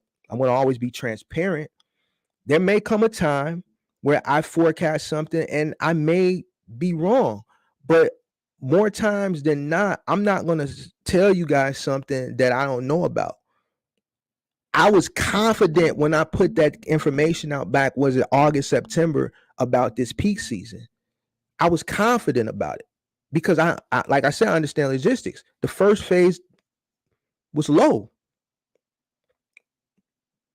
I knew the retailers already had the freight sitting. So I just didn't give people the sauce. Because here's the thing, now we hearing people still like it's hard to believe. Like how? How is it so hard to believe? So I'm gonna always be transparent, but as a businessman, it's my job to make forecasts. I have to forecast into the future. You can't live in the moment in business. You got to be ahead. You got to see it coming. Proper preparation prevents poor performance. I'm prepared. I'm telling you, I'm next year already. This information I'm giving y'all now is really for January and February. It's going to be a lot of people that's going to get out the game in the next 2 months. I can't, I'm trying to save them. If they listen, they may be able to hold on. But this really is for January and February. If you can maintain right now, then you winning. So maintain right now. Don't go out and make no big straw purchases. Take care of your drivers. Control your fuel and operating costs. Find a way to do 3,000 miles. You got to get away from the crib. Stop. Get away from get away from home. Get away from home. Hit the road. You see what I'm saying? Hit the road. And once again, for you people that's down south, man, y'all gonna have to come up north. Yeah. I hate to tell you. And I know I talk to Southern people all the time in my, consultation. They hate coming up here. Man, you're gonna have to get you some long johns, some long draws, and you're gonna have to get you a coat. You know what I'm saying? You're gonna have to get you some boots, and you're gonna have to hit the road and head up north. Because the money and the freight is gonna be up this way. You're gonna have to come where the money is at if you want to survive. And that's just what it is. I don't understand. Like I was on track trucking, like I don't understand why people be ending up in these weird states. Wyoming, like why are you in weird states if you're running middle mile? Why are you in weird, just out the way states that's not known? Why are you in? You would be surprised how many people like, man, I went to Florida and I just having a hard time finding freight out of Florida. Like, yo, unless you're moving papayas or something, or bananas or something, like what are you gonna get coming out of Florida? Well, those the ports are in Florida. Listen, those ports are coming from third world countries, from the Gulf. Like where are they moving? Like bananas or mangoes or something? Like, yo, you're not gonna get general freight coming through Florida. But that goes with knowledge. So you're down there and you can't understand why you can't get nothing, because ain't nothing down there. What you down there for?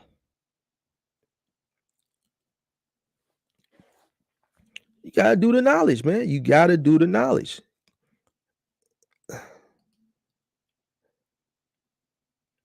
Damn, them stimmies was a gift and a curse. I've been saying it. Hey, man, with that video I put out, the box truck bubble, man, I ain't seen, man. You talk about the dislikes. You talk about the thumbs down. You feel what I'm saying? Because it hurt people's and it wasn't to hurt people's feelings. It was just the truth. The same thing with the Amazon videos. Man, people's feelings get hurt, but it's the truth. Take the information that I'm giving you and apply it the right way. Don't take it to heart. I say it in the beginning of the video. Don't take it to heart. If you get moist and all soft and moist in your heart, then bro, get out of business, man. Get out of business, man. Business is not an emotional um thing, man. You gotta, when you come into business, man, you gotta come into business with a strong mindset, man. I'm telling you, in business, I'm a shrewd businessman. I'm not going for nothing. I'm not going for nothing. I done told branch managers when all these independents, I'll come in there, my truck, man, I'll come up there, man. I'm telling the branch man, no, we ain't doing that. My trucks ain't moving. Hey, Dre, go tell all the drivers out there, stop what they doing. Stop. Mark, are we really gonna do this right now? Yeah, we're gonna do this right now. I remember when I staged a walkout at Dynamics. Man, they didn't pay me for 2 weeks. Was it 2 weeks? Like two pay periods, whatever it was. It was 2 pay periods. I don't know if it was week or bi-week. I can't remember. It's like 2013, 2014, whatever. They didn't pay me for 2. The first one, they said, well, man, I don't know how we missed it. Man, listen, the onboarding guy was racist. I'm gonna keep it funky. He didn't like me. He was racist.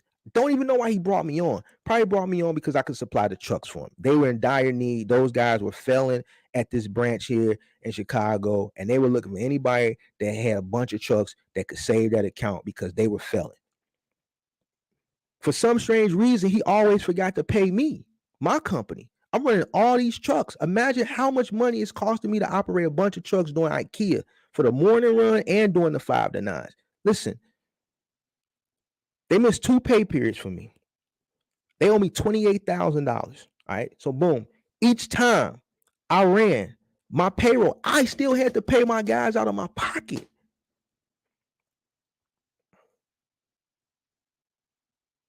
I still had to pay my guys out of my pocket. Payroll was like $8,000. I reached in my pocket, paid out the $8,000. First time. I'm mad. I'm furious. I'm steaming mad. Okay, but we got the money. We ain't tripping.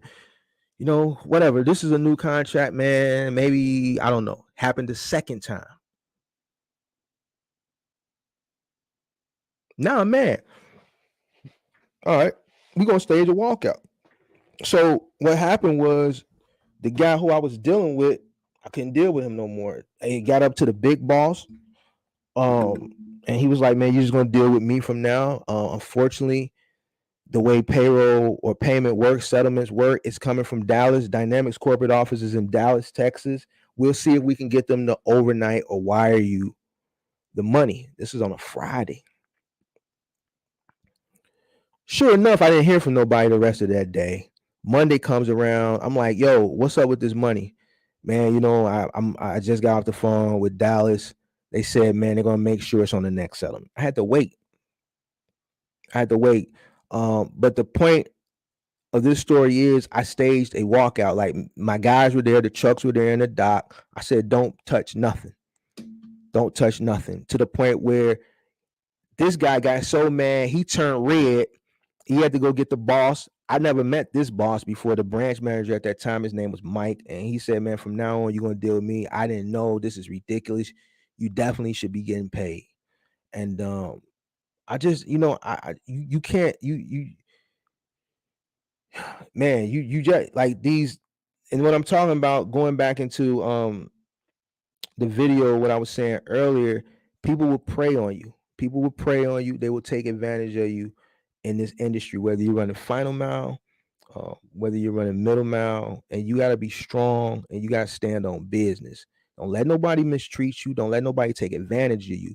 Man, you have to show, listen, don't let nobody play with you. And this is why I be so hard on Amazon.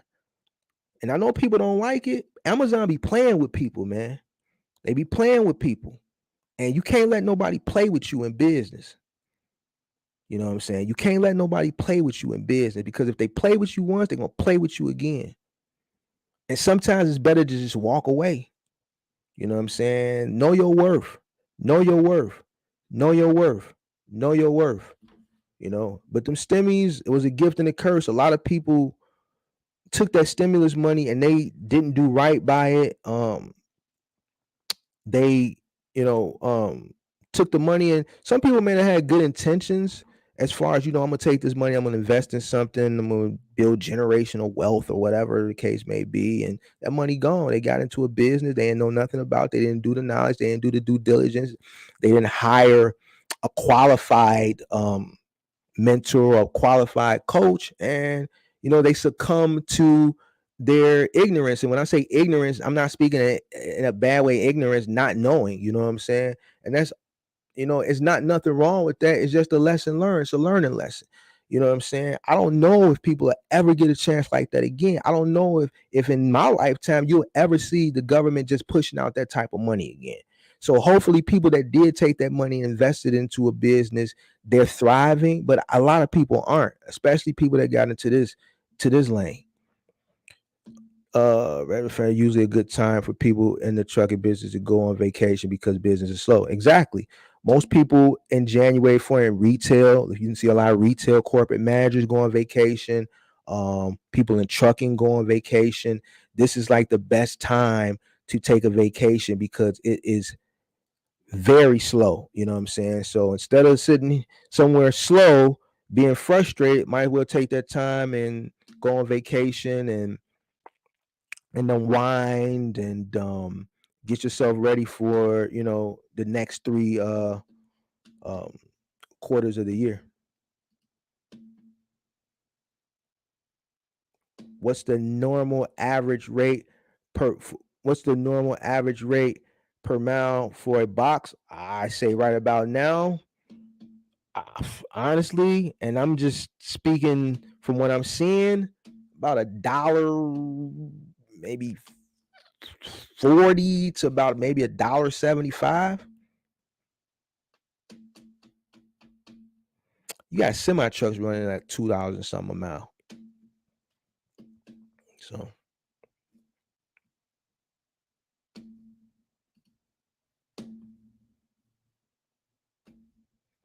what were the average rates pre-pandemic? So pre-pandemic, we went through a trucking recession in 2019. A lot of big trucking companies went out of business in 2019.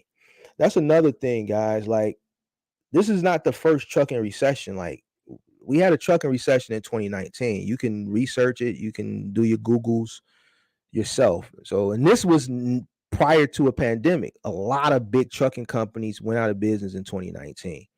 So prior to the pandemic, we had a trucking recession. When the pandemic came in, um,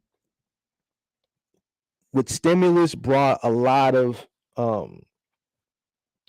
consumer spending, which increased volume, which increased rates. All right. And now with that increase in volume, with that with those increasing rates, with the stimulus, all tied in with the supply chain disruption and everything else that went along with it, has created the um this is the effect of all that stuff combined. I think a lot of people were wrapped up in a moment last year, and yeah.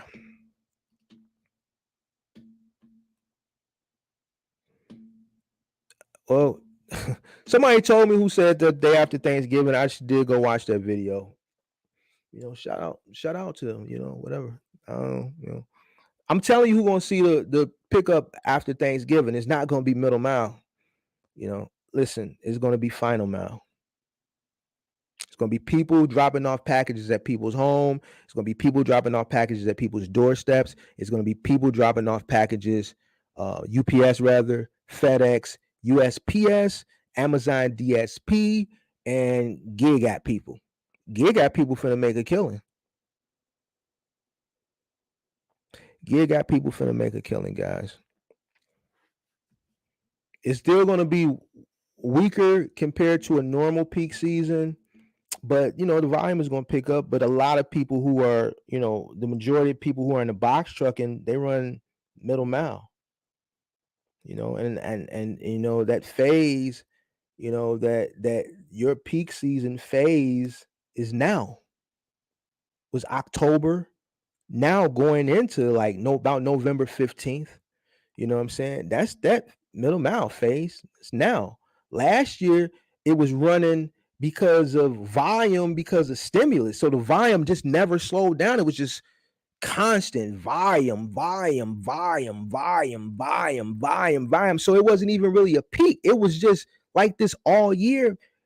Peak season picked up a little bit more because obviously it was a peak season and people had money last Christmas. So it just picked up. And then even after Christmas, it's volume. January, still, because people were still getting money. So people were spending. That's another thing. Like I can expose this so many ways, guys. Another reason volume is low, I broke down why it's low as far as logistically. I broke down why it's low as far as supply chain. And another reason I'm going to break it down why it's low, because everybody got everything already. Everybody bought everything last year. Everybody got PlayStation 5s. Everybody got this. Everybody got the foot massager thing. Everybody got the little massager thing the gun thing, all the Christmas hot buy things. Everybody bought all that stuff when they had money. People got everything. That's probably on the low totem pole of why things are bad. Obviously, the way I broke things down as far as the modes of final mile, not final mile, the modes of peak season, the abundance of overstock, and those are the two main components. And then, for good measure, everybody just got everything already. So, yeah.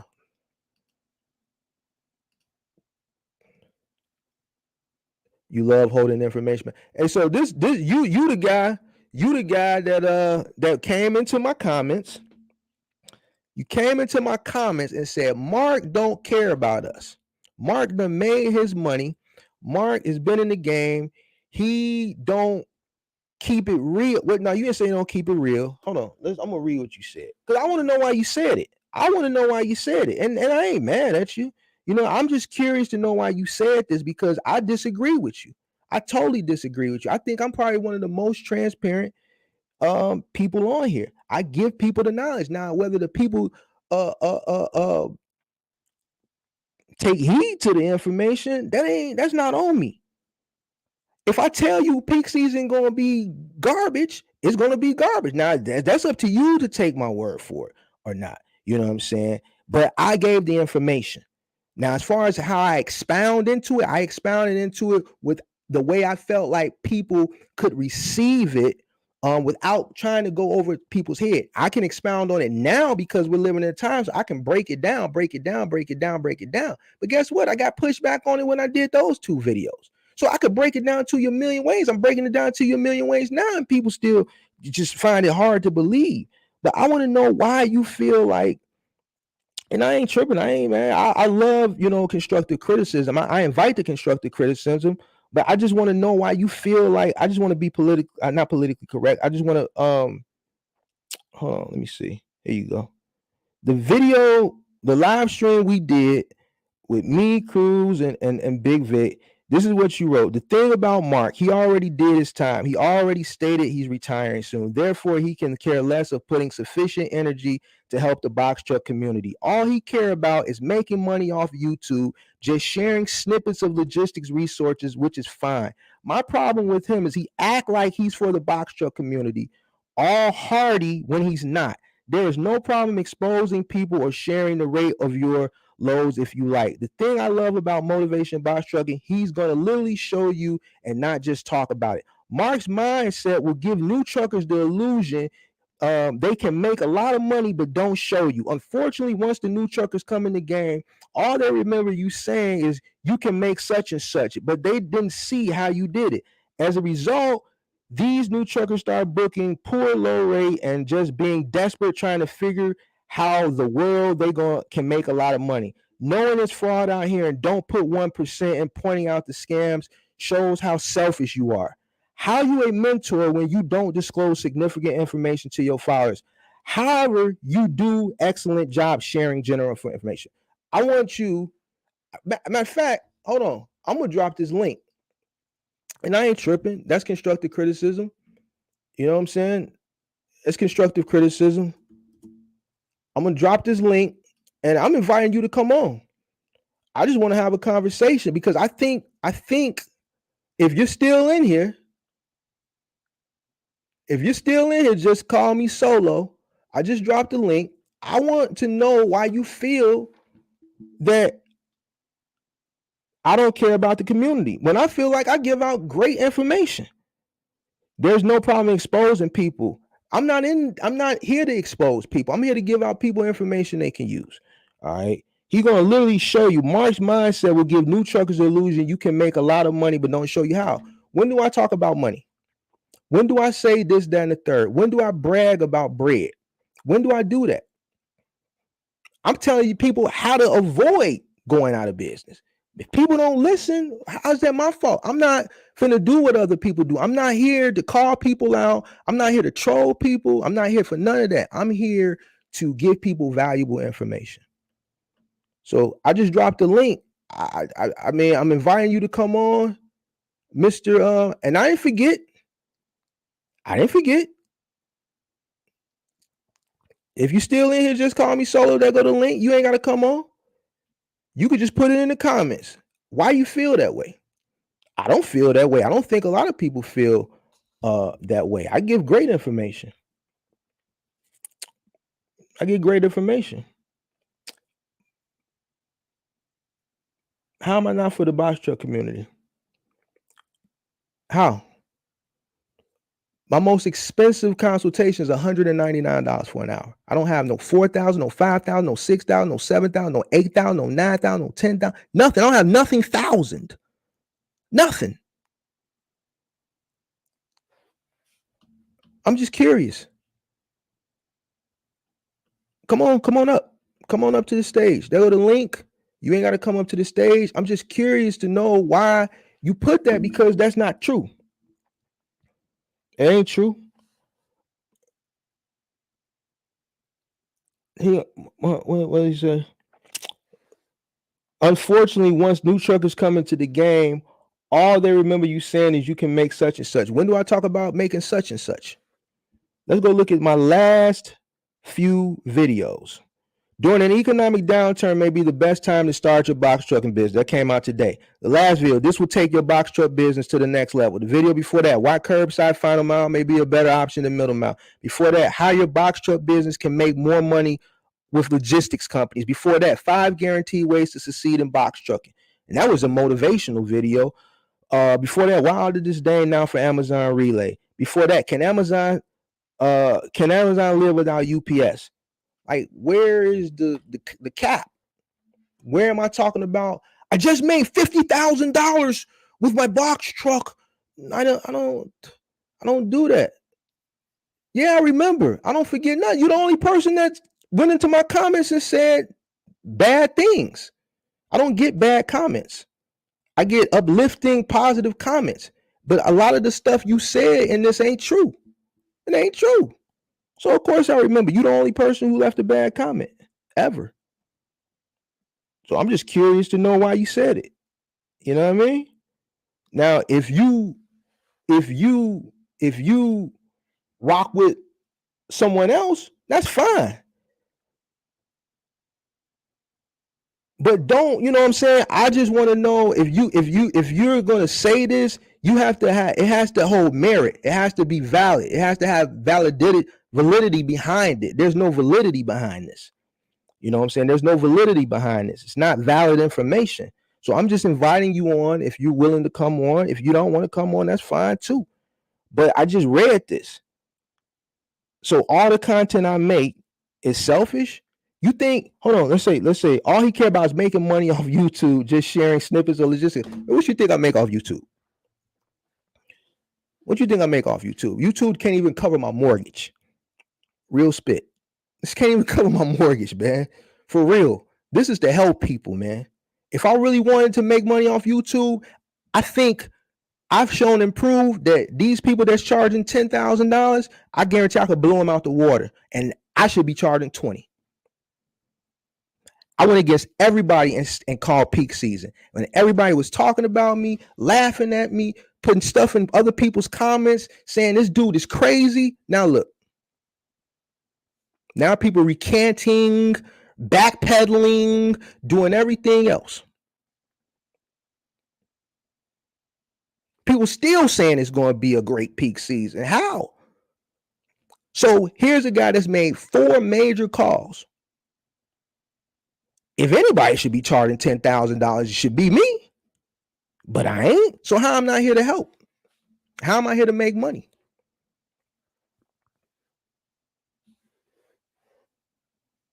I'm just curious. I'm curious. Here to make money. How? With what? I got what? This money is peanuts. I just got my first. I just became what do you call it? Monetized. There ain't no money. I ain't pay my mortgage, man. You gotta be kidding me. You acknowledge I share general information. General. How? You did a long post saying you said let's break it down. Let's break it all the way down. Since you're not gonna come on, but you're in the comments, I respect it, and I'm not upset with you. The thing about Mark, he already did his time. True, I did my time. I'm transparent about that. He already stated he's retiring soon. True, I rather. Therefore, he can care less about putting sufficient energy into helping the box truck community. That's cap. So me in September saying, yo, be careful. Peak season gonna be, it ain't gonna be what y'all think.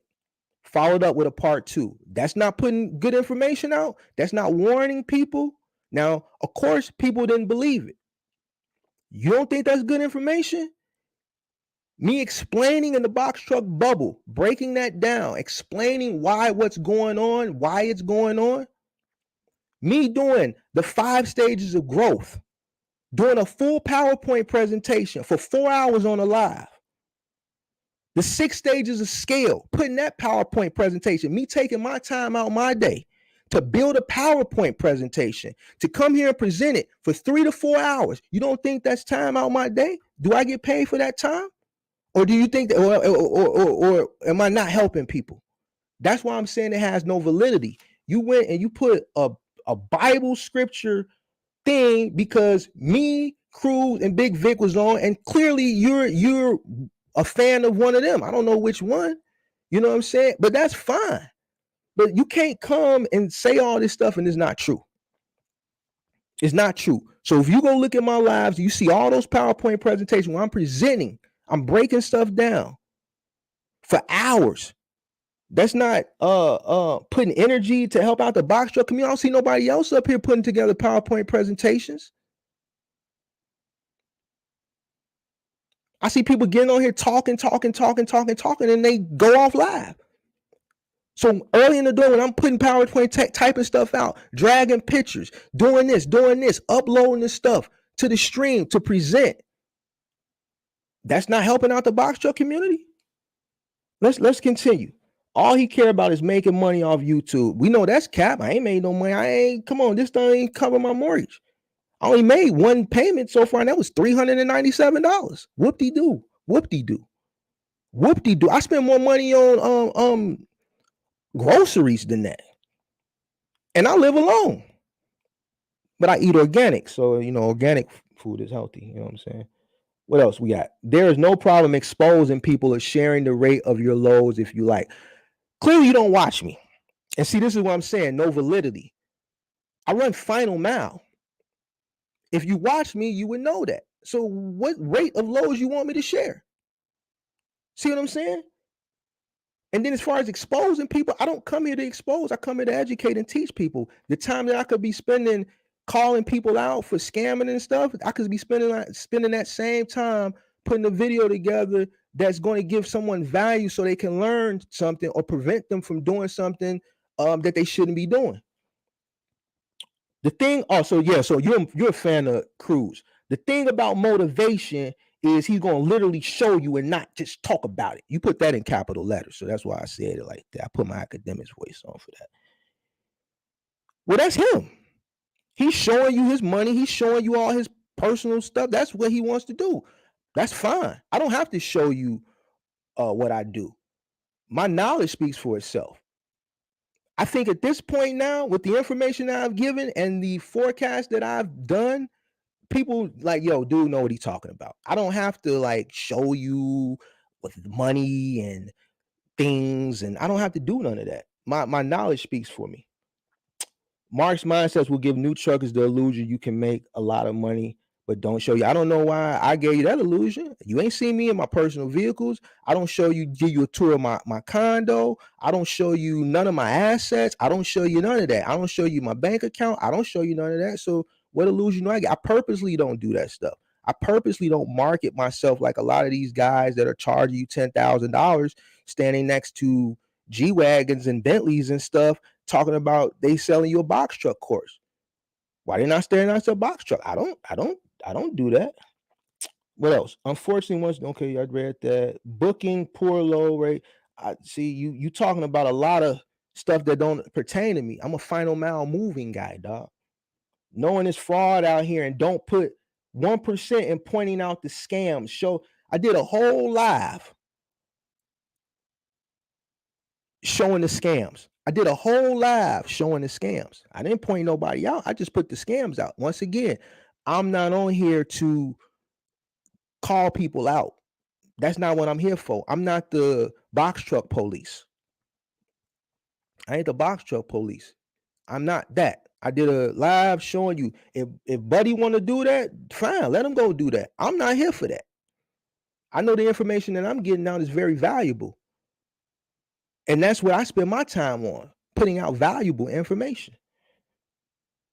Fraud out here's gonna be fraud everywhere. You got to avoid the fraud. I can't spend my time. I don't wear a box truck police badge. That's not what I'm here for. How you a mentor when you don't disclose significant information? I'm not finna be chasing down scammers. That's not what I'm here for. All right, so that's it, man.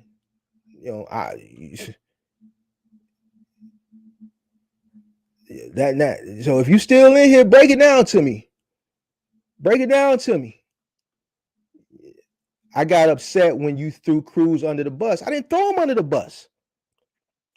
How I threw him under the bus? First of all, let's break this down. Let's break this down because I ain't talked about this on live. I ain't, that day was that day. That day was that day. The way you conduct and the way you handle yourself when you're a businessman, how he conducts himself, how I conduct myself is too bad. I didn't throw him under the bus. When you come to the table and you come to the table with someone and you try to debate them, a debate is only going to go one or two ways.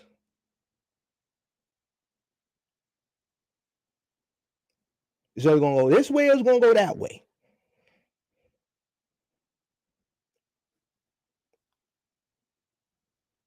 And that's it. So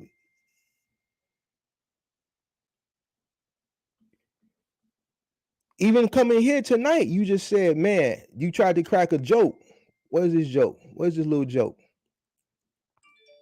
Where's the little joke? Where's the little joke? Where the little joke at? Where the little joke at? Let me go back to it.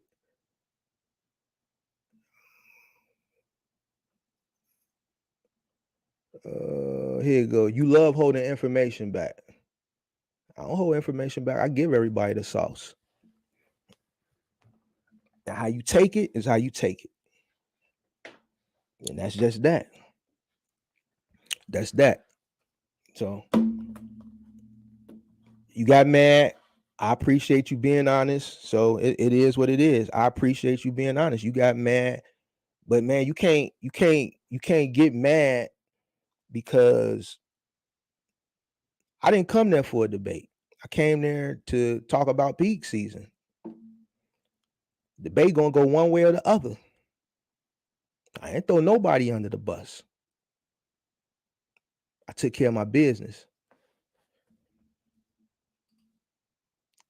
What can I tell you is the other day I checked the rates on Amazon really for the whole entire country.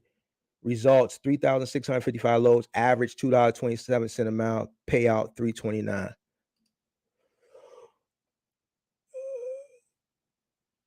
Let me see.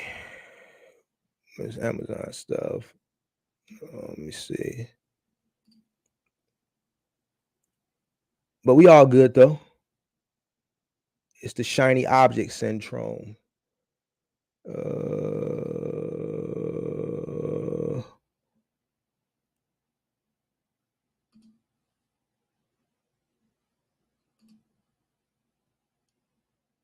Man, you can't even count on tax season next year because the IRS still behind processing 2021 taxes. Let me see. I remember you said that about peak season, and a lot of people were hoping you were wrong. I know. And that goes back to what I was saying earlier. That's why I didn't expound on it. I just put the information out there and I sat back and watched from afar. I saw everything, even his comment. You know what I'm saying?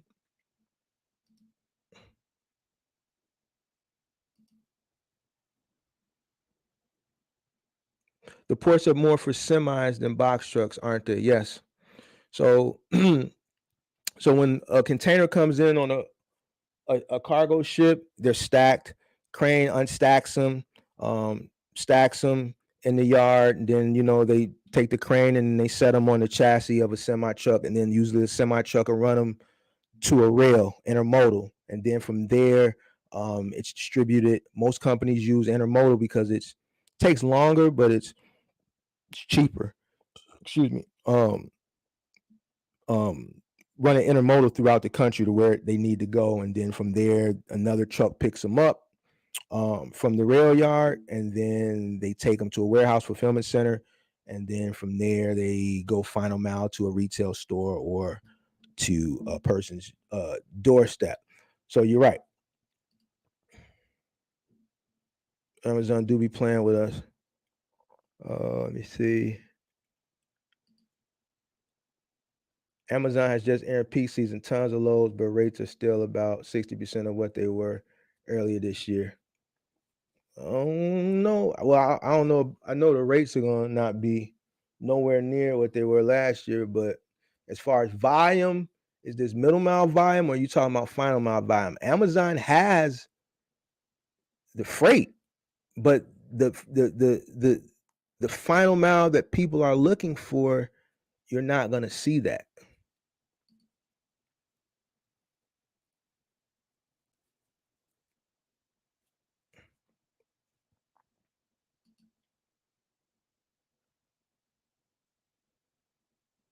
I don't know for sure, but maybe the brokers understand there are a lot of new box truck companies that are hungry for low, so they keep rates low.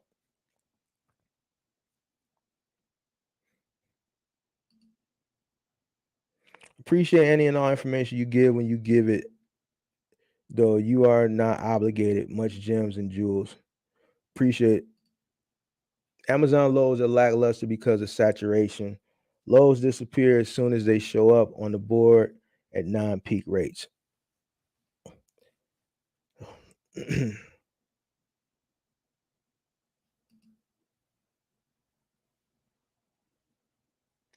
I've heard that. I heard to get the best rates, you need to wait until the last minute. Except you can't because the competition takes them as low. So let me talk since everybody's talking about that as far as low rates and people taking them. This goes back, and I know a lot of people came in late. This goes back to what this whole show tonight was. Well, this plays a part in it. People are in desperate measures, like desperate times call for desperate measures. You ever heard that term? These are desperate times. Ain't nobody finna sit around and wait and care about what the next man cares if they take this rate or not. They're desperate. People are in desperate times, so they're gonna take whatever they gotta take to make a. You people might be taking loads to just so they can make money for fuel. People may be taking loads so they can just pay off their rental. People are taking loads just so they can stay afloat. All right. People are taking loads just so they can stay afloat. All right. It's not going to change. It's not going to change no time soon. You know what I'm saying? Like, people are going to start weeding themselves out. People are going to start the next 30 to 60, about 60 days out. You're going to still see a lot of people falling out the industry. January is going to be like a tsunami. January going to be like a tsunami. January going to take a lot of people out. It's going to take a lot of people out.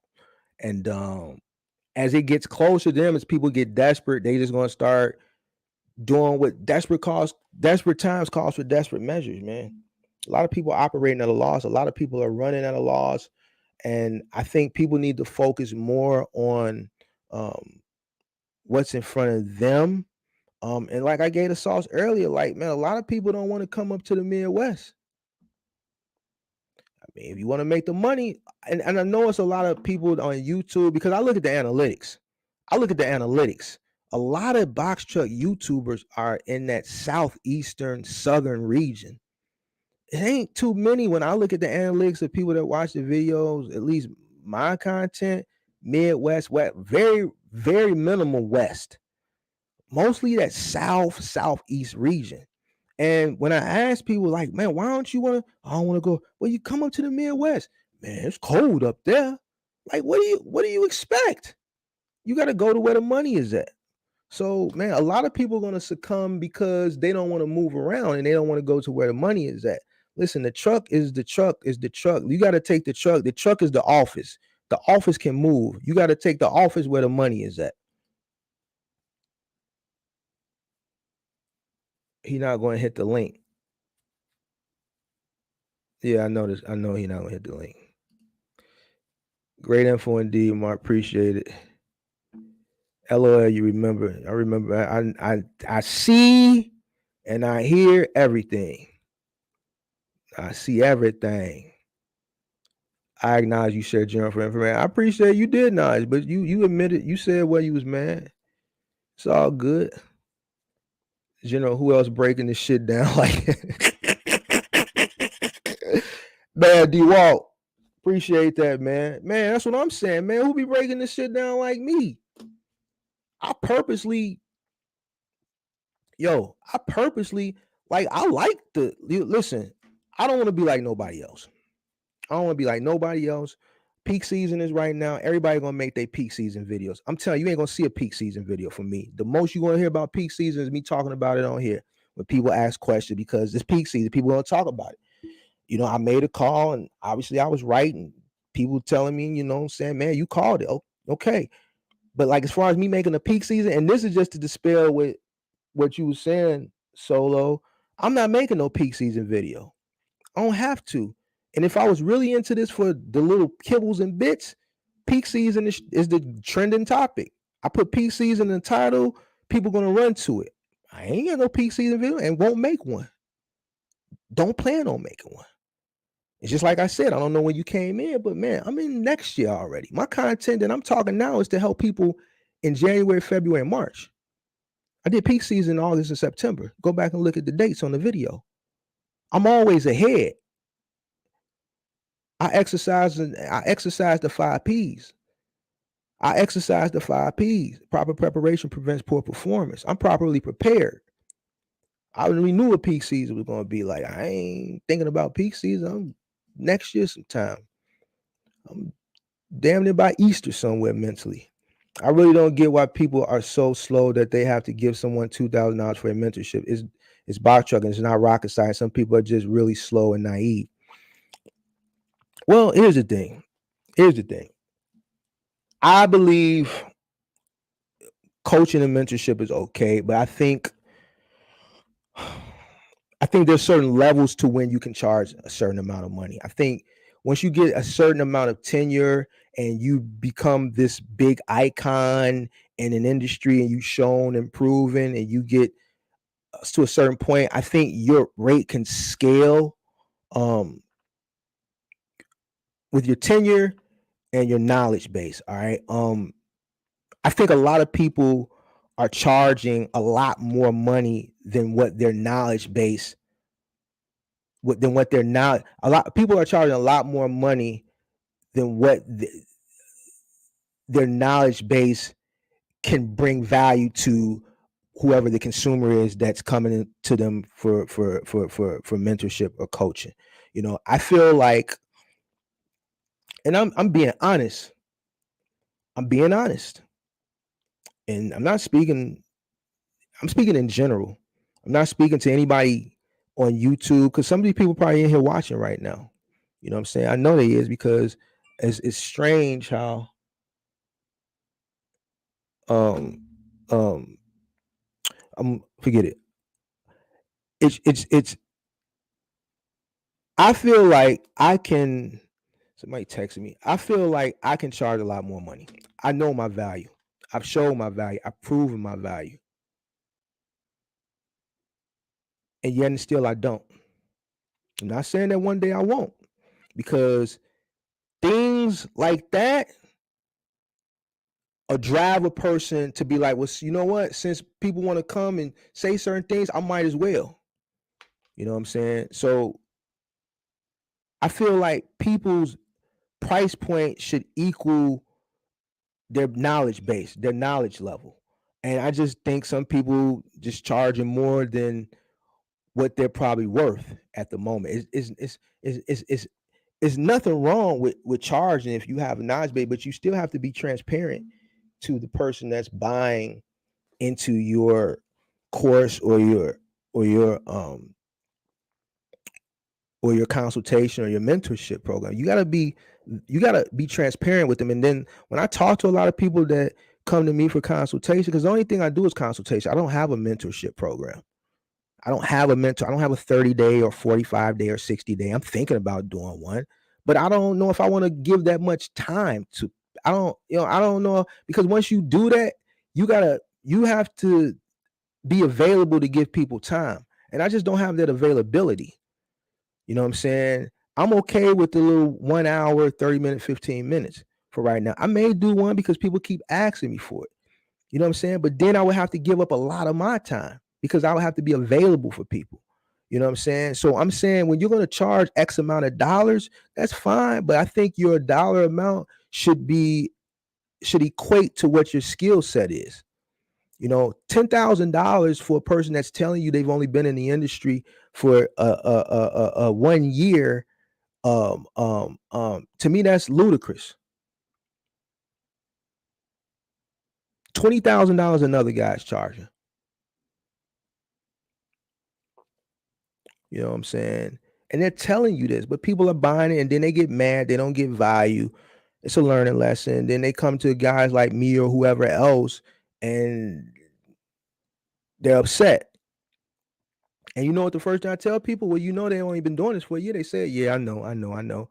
But people buy into the perception and the personality and all the trinkets and the glitz and the glamour, instead of buying into what the person is selling. If they're not selling you anything, if they're not uh uh providing any value, any content as far as value to you, then why would you buy?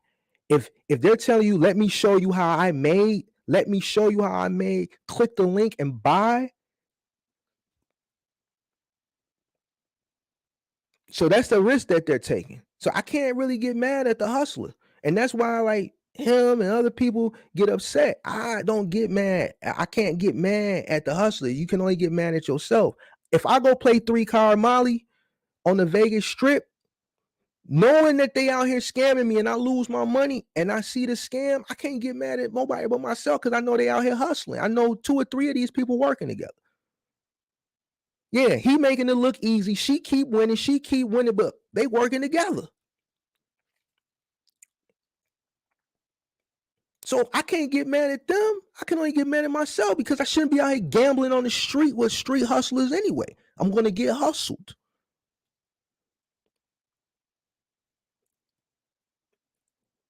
The hustling and the scamming ain't going to never stop. I'm not going to spend my time playing with these guys for people.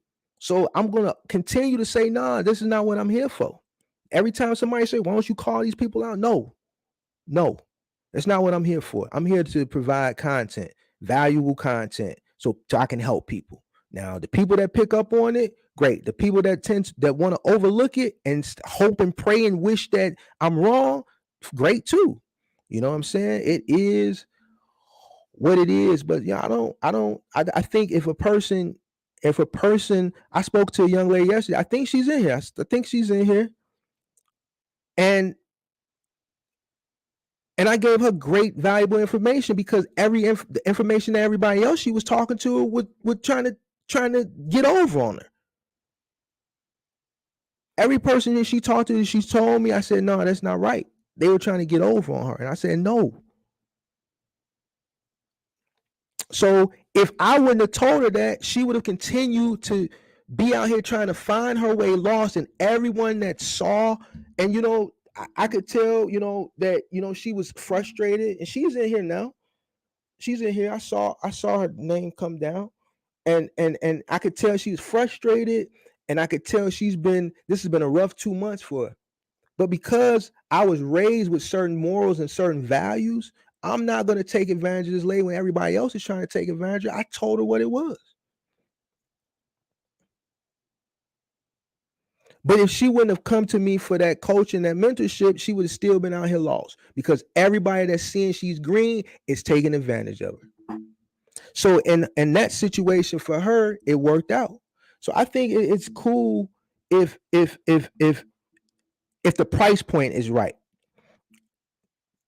If the price point is right, and the person who's providing the service has a price point that's adequate and that's fair for their experience and their knowledge level. As far as I know, Mark has been the only one to predict a lousy peak season. So far, it's lousy. I got upset when you threw Cruz under the bus. LOL. We covered that. I don't know how I threw him under the bus. I don't know how. Shout out to him. I don't got no issues with him, but the way you conduct yourself, and you told us $300, but it takes time to make even 10K a month on YouTube. Yeah, oh yeah. So yeah, I mean, I don't have enough traffic. Here's the thing. And here's another, I'm gonna dispel another thing that he said in that. This is box trucking. This ain't, I don't have a car channel. I'm not showing a Lamborghini or a Hellcat, or those channels are popular. Those channels get thousands and thousands and thousands and thousands of views, right? I'm not in a relationship channel. I'm not Mr. Beast. I'm not giving $1 million away every video. I'm not in one of those channels where I'm just doing crazy stunts, running up to people, pulling their pants down and all that goofy stuff. I'm in a lane where it's a small community, right? Where it's only a handful of people that are consistently making content. And here's the crazy thing about this: the people that's making the content box trucking, for some reason, I met Vic one time on the thing. Cruz, certain people I'm not going to do nothing with, because I don't think, I talked to On Track Trucking. I like On Track Trucking. He's very knowledgeable in the space. And even when we talked about that on the live, I gave him his flowers. I give people flowers. You see what I'm saying? Certain people I'm just not gonna work with, because I know they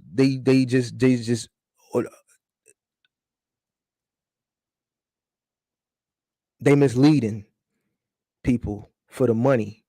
You know what I'm saying? I'm just not gonna work with certain people. Certain people I'm just not gonna work with or do something with, because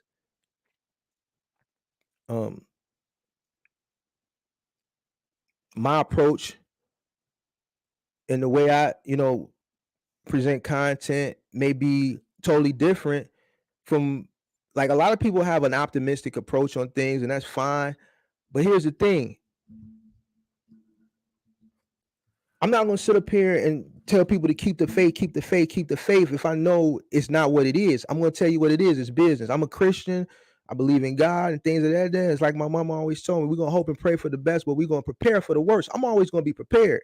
So if I tell you this is gonna be like this, and I'm watching videos and people in the comments and in the live chat saying, man, this dude over here saying peak season ain't gonna be like that. And people saying, man, well, this, that, and the third. And I'm not saying, there's nothing wrong with that. Everybody's gonna have it. But the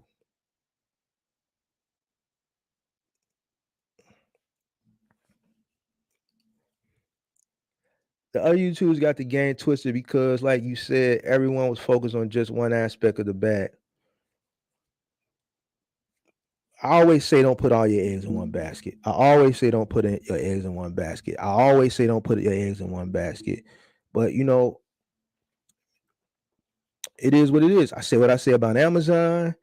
I say what I say about, how people should approach the game. I say what I say about peak season. People just get mad. But I'm always right. I think crews may have been better off sitting out that live. Try to debate someone with no sleep isn't the easiest thing to do. One other thing about Mark is he will bring you down from the Amazon YouTube hype and get you thinking more about the economic side of trucking in general. Right. So I think if a lot of people took the economic approach, and see, that's another thing. Like when I first started YouTube, I had to figure out how I wanted to approach YouTube. I played around with different things and I didn't know which way to approach it. I didn't want to be like no one else or do things the way other people were doing it. So once I started looking at other thumbnails and researching and things of that nature, I started seeing that everybody was talking about the same stuff. Amazon, Amazon, Amazon, Amazon, Amazon, more Amazon, even more Amazon, Amazon, Amazon, Amazon, cost per mile, Amazon, Amazon, Amazon, Amazon, Amazon, rate per mile, Amazon, Amazon, how to save money on fuel, Amazon, Amazon, Amazon, Amazon, Amazon. I don't do Amazon. You know what I'm saying? And I wasn't going to talk about Amazon. And the few things in between, I watched like the box truck couple, and I watch Big Vic. He has different, things that he throws in there. And then I found Cruz. He is good with Amazon. I didn't want to. I'm a final mile guy anyway. I saw there wasn't no final mile, um, so I talked about final mile. I did my introduction videos. I talked about how I became successful videos. I started dibbling and dabbling. I didn't know if I was going to continue to do it. I had started getting the right things to make the equipment. I got more cameras, better cameras. I started getting all the streaming software, and I started taking it more and more serious as I saw people were actually subscribing. I didn't know where I was going to go with this. So I saw that it was a way that with my knowledge and my experience, I can teach people from an economic approach. I saw that a lot of people were just so focused on Amazon and simple thing. You got a million cost per miles, a million rate per miles, a million how to save money and fuel, a million your logs and all this stuff, but no one was really speaking from an economic approach on this industry. And I have the experience. I have a degree in business. I studied micro and macroeconomics. I studied business as a whole when I was in college, and I felt like I could bring good value from a different approach. And then that's what I started doing. And then I started to see my subscribers pick up. I seen people try to mimic it. They couldn't do it because they don't have the knowledge base that I have. All right. And that's why I took that approach. As far as the Amazon thing, I have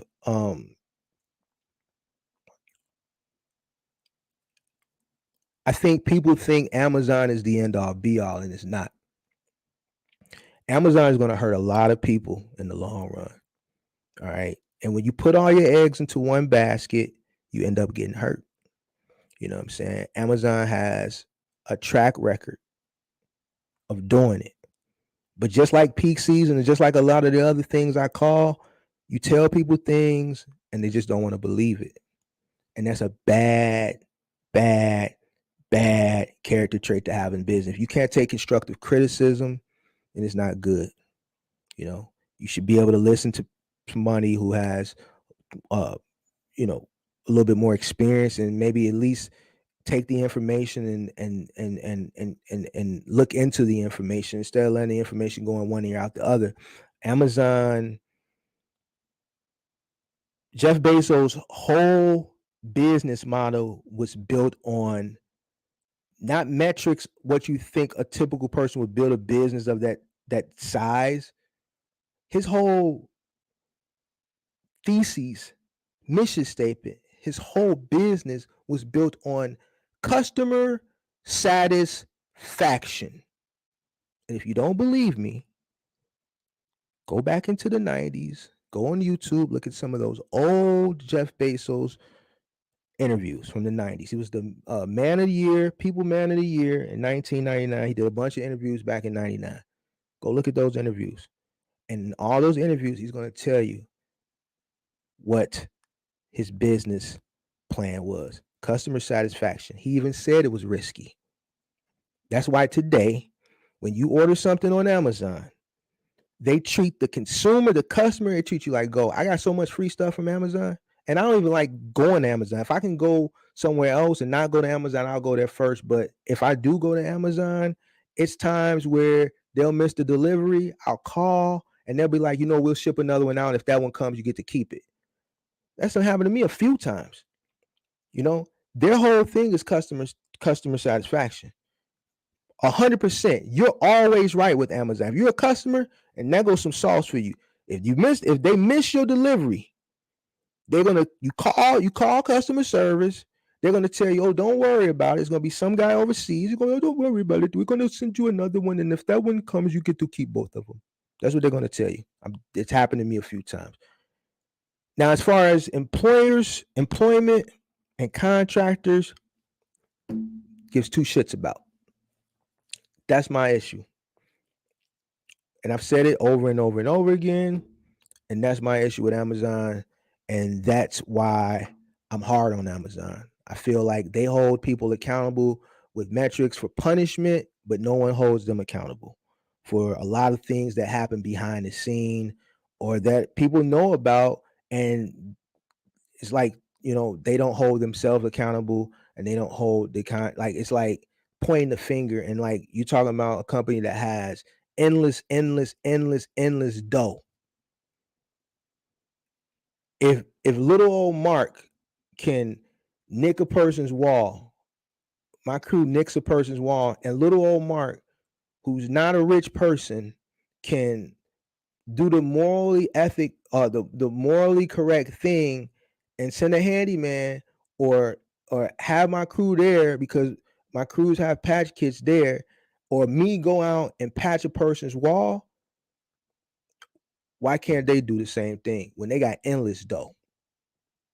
And that's why I get upset, you know what I'm saying, with them.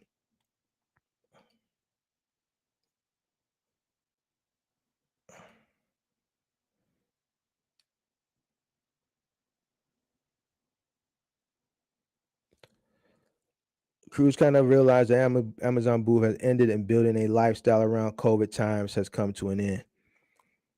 I can't speak for him directly, but I think a lot of people are slowly realizing that. A lot of people got caught up in that moment last year and earlier this year. And I've been, it's just like Keith Jordan said in a few comments up, like that's hype. You got to come up out of that. Like you got to come up out of it. You can't get caught up in the moment. The moment going to change.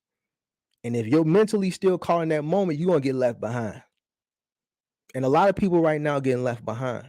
And that's why I keep, alluding back to as far as, staying ahead. Like, if you're currently living in the moment in business, you're working wrong. You should mentally you should be next year already, at least January. You should be properly preparing for January and what's to come then. You know what I'm saying? And a lot of people don't operate like that, and that's what I be trying to get people to understand. But you know, like that pandemic thing was once in a lifetime, and people just don't seem to understand that. They can't let it go. It's over with. It's done. It's a wrap. It's not coming back. It ain't coming back. Knowing the ups and downs of the economy is the best way to learn about business. It's the best way. Listen, when you know economy, you can read the business. Don't show you that the problem I have with you, but you're not obligated to give 100%. I appreciate your general. Oh yeah, right there. One of my best consultation sessions by far was with Mark Keith. I appreciate it.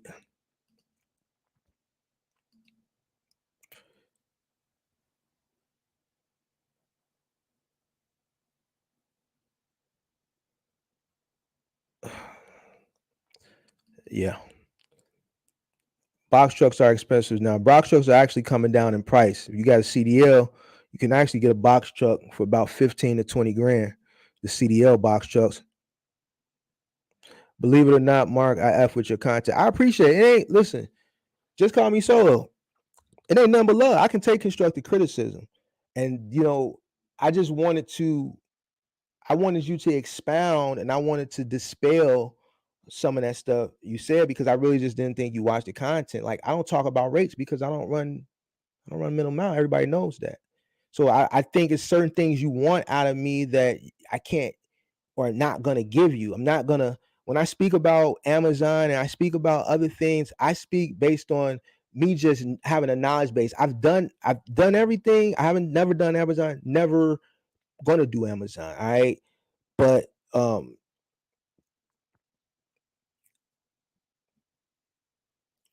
I'm not going to do my content the way people want me to do my content. I'm going to do my content the way I'm going to do my content, because it's my content. You know what I'm saying? It's my content. And the people who take value from it. The ones that don't, don't. It's some things other people do. I don't necessarily agree with it, but that's their business, and the people that follow and watch them, and that's their business. It's not my business. I don't care. I'm too busy worrying about what's going on over here. I ain't worried about what's going on in nowhere else. So, my content is going to be my content. I feel like the way I present and package my content, I feel like a lot of people, and see, here's another thing. The way I present myself and the way I conduct, listen, I study everything. Logistics, I haven't mastered. So YouTube is something that I'm studying. I look at my analytics. I look at everything. I know my age range. When I get on a live and I speak to my demographic. My demographic is 35 to 55. I don't have a young demographic. I think my demographic is from like in the 20s is like 10%.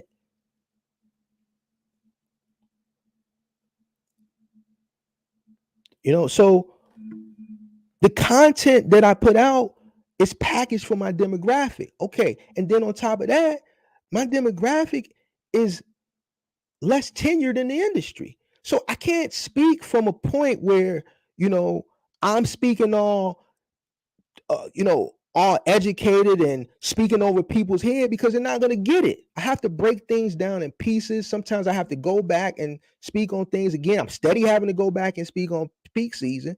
Like, I done broke it down, how I called it, how I knew. I done gave you the different modes, the different phases, and people want to come back. Well, this people on this channel said this. I don't care what they said. They was calling me wrong back then. Now they pushing the date back. Now they recanting. They can do it all. I done told everybody. I done made 4 major calls.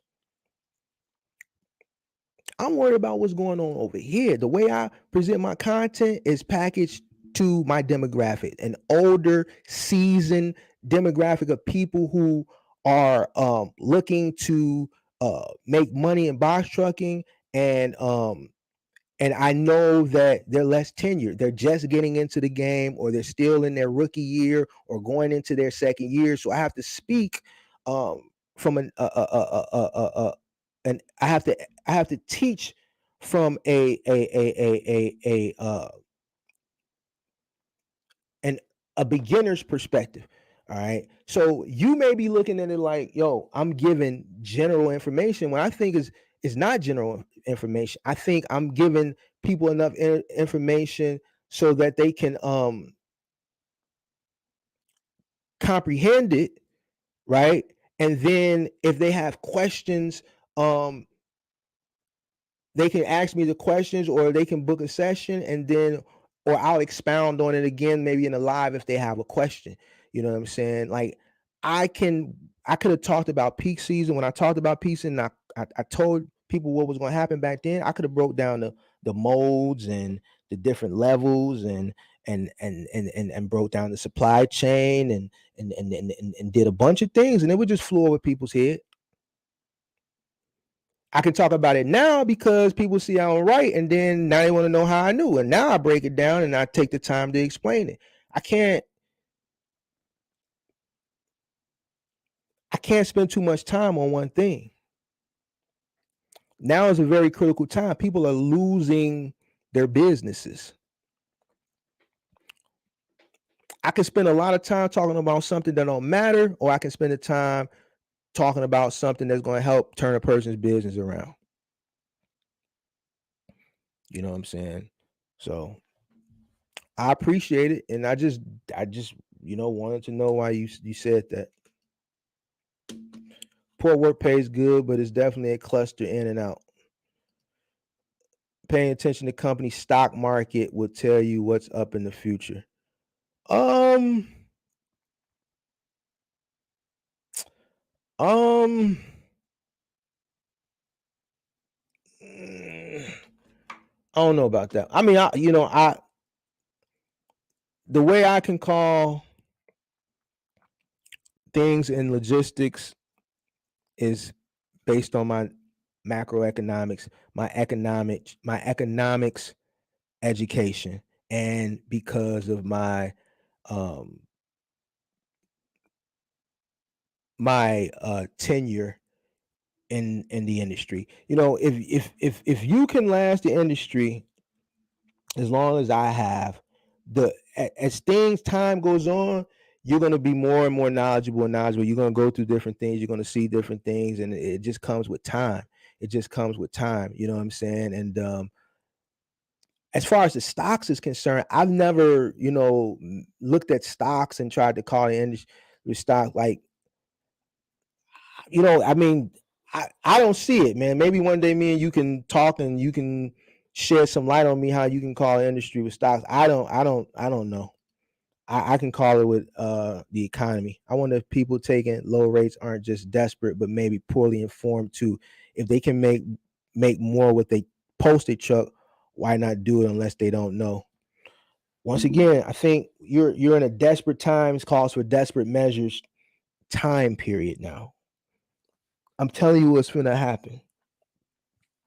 You're finna see a tsunami of people get out the game. You're finna see a bunch of people turning their rental trucks. You finna see a bunch of people get rid of their trucks. You finna see a bunch of people get their trucks repoed. I'm telling you, a lot of people, a lot of people that have been struggling was holding out, banking, and praying on a strong peak season. A lot of people have been holding on in hopes of a strong peak season, and you're not going to see a strong peak season. All right. So those people that were praying for this strong peak season, that's been holding on, that's been operating at a loss, that's struggling, they're going to succumb. All right. Now, if they take my tips that I gave earlier, they may be able to turn around. Like, listen, and this some people finna get mad here, especially some guys. Yo,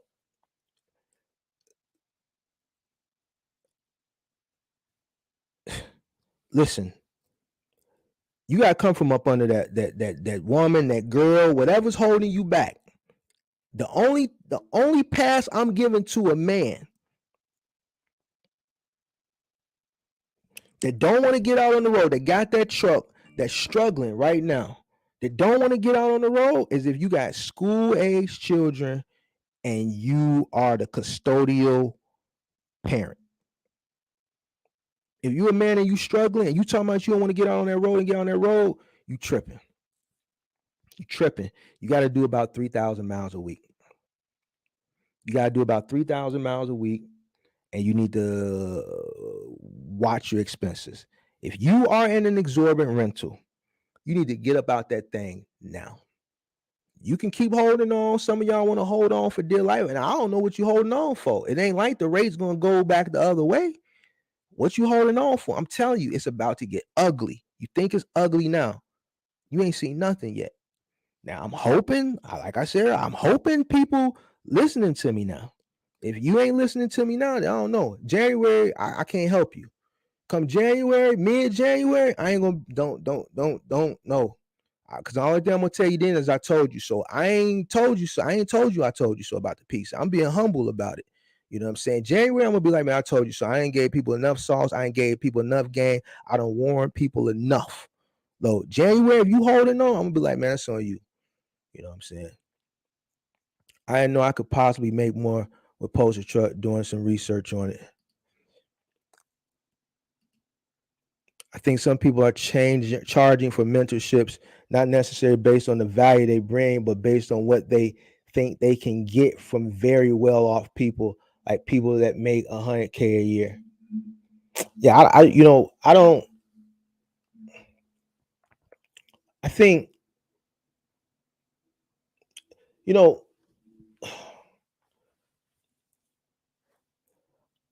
I think if a person charges a person 10 grand, I know there's a guy who's charging 20 grand, 7 grand, whatever. I think if they get one person once a month, they straight. I don't think they're into it for the person. They rate is they rate. Now, who's willing to pay that rate? See, it's like I said before, guys. That's why I be telling people things, and I think it be going. And this is what I'm saying. I be thinking stuff be going on people's head. Value is what a person is willing to pay for something. That's what determines value. Is what a person is willing to pay for something. That's why I say I don't get mad at the people that people say are scammers and things of this, that, and third. That's fine. I don't get mad. Listen.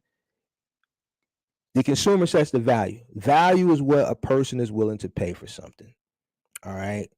If you haven't done enough due diligence to determine that person that you're investing that money into for mentorship or coaching to determine their value, then I have to look at that as the consumer's fault. I use this example. I go to a grocery store and I pick something off the shelf. I'm going to look at the expiration date. If it's expired, then whatever the price ticket on the shelf is, I don't think it's worth the value because it's expired. I'm gonna put that back on the shelf and I'm gonna reach to the one behind it and I'm gonna look on the expiration date.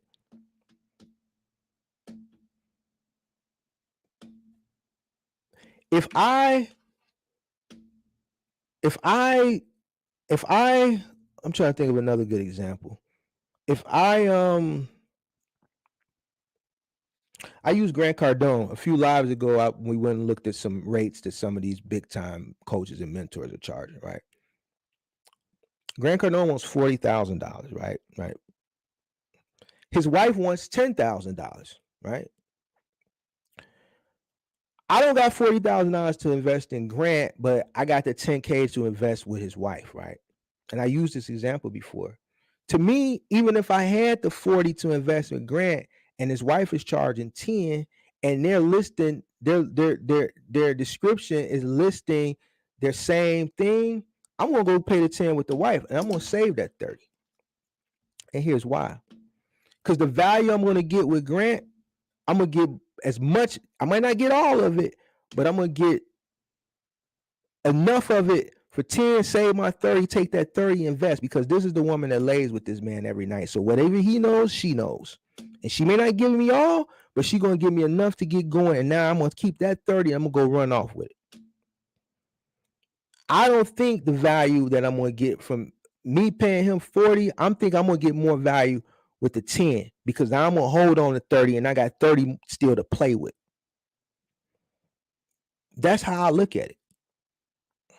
Value is what a person is willing to pay for something. I don't think I want to pay him 40. I'll pay his wife 10 because I can finesse enough information out of his wife. Even through the information she gives me, I'm gonna finesse a little more. And I believe that's worth it. Value is what a person is willing to pay for something. So, if a person goes and puts that type of value and puts that type of stock in a person, the consumer put that stock in them. I can put this water on a shelf for $20 all day. I can put whatever price tag I want on it. 9 times out of 10, it's just going to sit on the shelf because a person can just drive a little bit farther or walk a little bit farther and get the same bottle of water for $1 or $2. But there may be one person that comes in that store just green, don't know any better, or just lazy and pay me $20 for this bottle of water.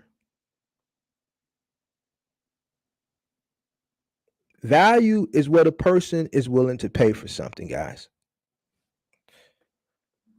People put the value and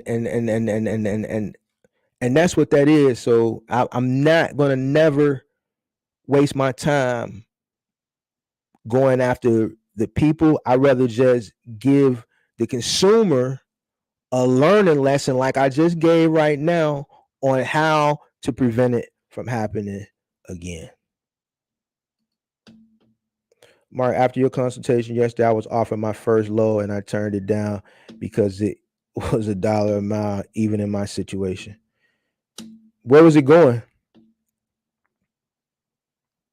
But I told you those lows weren't going to pay you nothing. I told you that. I told you. Come on, Mark, bro. You know them people slow paying that 2 stacks. You from Chicago. You know game when you see it. I know game when I see it. But you got to understand, it's just like I keep saying, I'm from Chicago. Not everybody that comes to YouTube and looks at different people are from Chicago or from New York or from LA, from these big cities where hustling and scamming is just a thing. You got some people that's from middle America. I say it all the time, from rural areas, from North Dakota, from South Dakota, from Wyoming, from Iowa, from Virginia, from South Carolina, from South Carolina, from North Carolina, from North Dakota, from I don't know, Massachusetts, Maine. I'm naming like off states. Not everybody gonna have that city slicker mentality. Not everybody gonna understand the scam if the scam bit them. So I look at it like that, and that's why I'm like, damn, you didn't know that. But I have to remind myself, like, listen, not everybody. Some people just grew up, man, where the grass was always green and the fences were always white and everything was everything. They don't have that street sense. And there's nothing wrong with that. There's nothing wrong with that. And that's why I have to tell people, listen, it's nothing wrong with not, but you still gotta understand it's a dog-eat-dog world and people prey on the weak. What makes me dangerous, what makes me a dangerous black man is I'm educated and I'm street smart. And that's what I think everybody should be. You know what I'm saying? But not everybody is going to have the best of both worlds. And it's not unfortunate. I wish I could have grew up in a place where the grass was green and the picket fences was always white and things of that nature and everything was just always okay. But then on the flip coin, I'm not going to have the street smarts and be able to sense scams. And when people is getting over me, I'm just going to think everybody's out for my best interest. You know what I'm saying? So I always have to remind myself when I talk to people and things of that nature that, I can't feel like, man, how didn't you see that? I have to, you know, be empathetic to the fact that not everybody, you know, has that type of background or that type of upbringing, and that's fine, that's okay. But yeah, you're right. I can see it, but they might not. You know what I'm saying? They might be able to, solve an algebra trig problem, and I can't. So you know what I'm saying? It is what it is. My code of ethics won't let me enter in an industry and take less than their worth. Hold on. I know we did a consultation yesterday. We know I'm not gonna call you no name because we on live, but yeah, but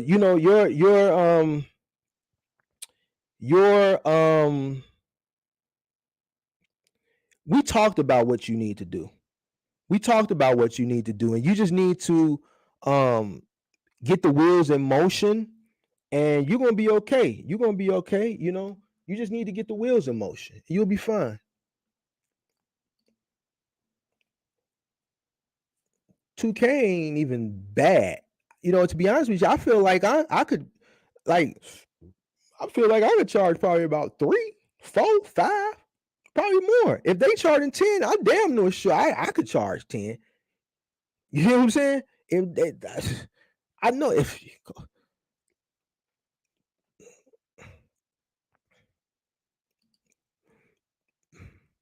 people charging for basic information, it just takes time to research and people looking to get quickly with minimal effort. Yeah, people charging for basic. I did a consultation earlier with someone who said they pretty much got no value out of it. It was basic information.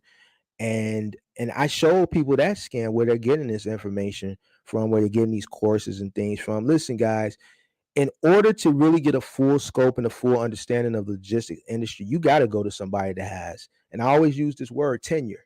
You got to go to someone that has tenure. You know what I'm saying? Like, it's a shame that people are selling you guys these courses and things on basic general information, but that goes back to you guys. You guys have to do your research. Now here, and I'm not charging this type of stuff.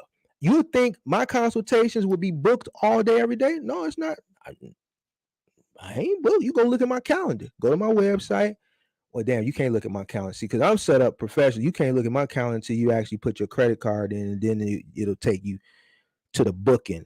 But like, I'm not booked from sun up to sundown. I'm not. You know what I'm saying? And I know I bring more value than any one of them people charging $10. But the information they're giving you is general information. They can't give you, like, if you put any one of those guys on a stage with me, I eat them alive. Any one of those $10,000, $20,000 guys, any one of them, I don't care. You pick them, I will eat them alive. I will eat them alive because I already know they're only giving general information. They can't give the information that I provide because they don't have the years of experience that I have. And this is why they don't put out content on YouTube. If you're giving that type of money to someone who has a bunch of Instagram followers, then that's the first mistake you made. Because in order to teach a person something about the box trucking industry, the trucking industry, I always say it, YouTube is going to be the best platform. There's only so much you can do with a 1-minute reel.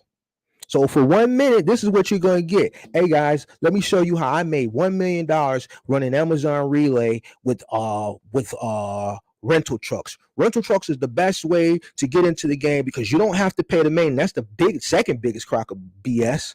You know what I'm saying? And then the 1 minute is up, and they take a few pictures. They go to all the little festivals and shake hands and take pictures with all the little other box trucking influencers that have a lot of followers, and then people buy into it as a celebrity. They think they're like the creme de la creme, and then that's where they mess up at.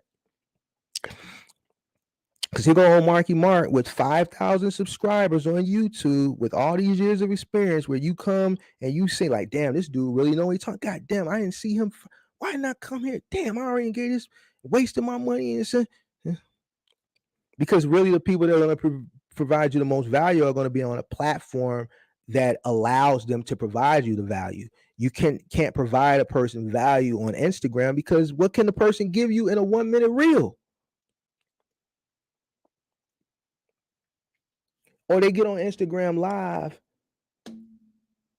and they sell their meetups or their meet and greets and stuff like that. Like, what do I gotta meet you for?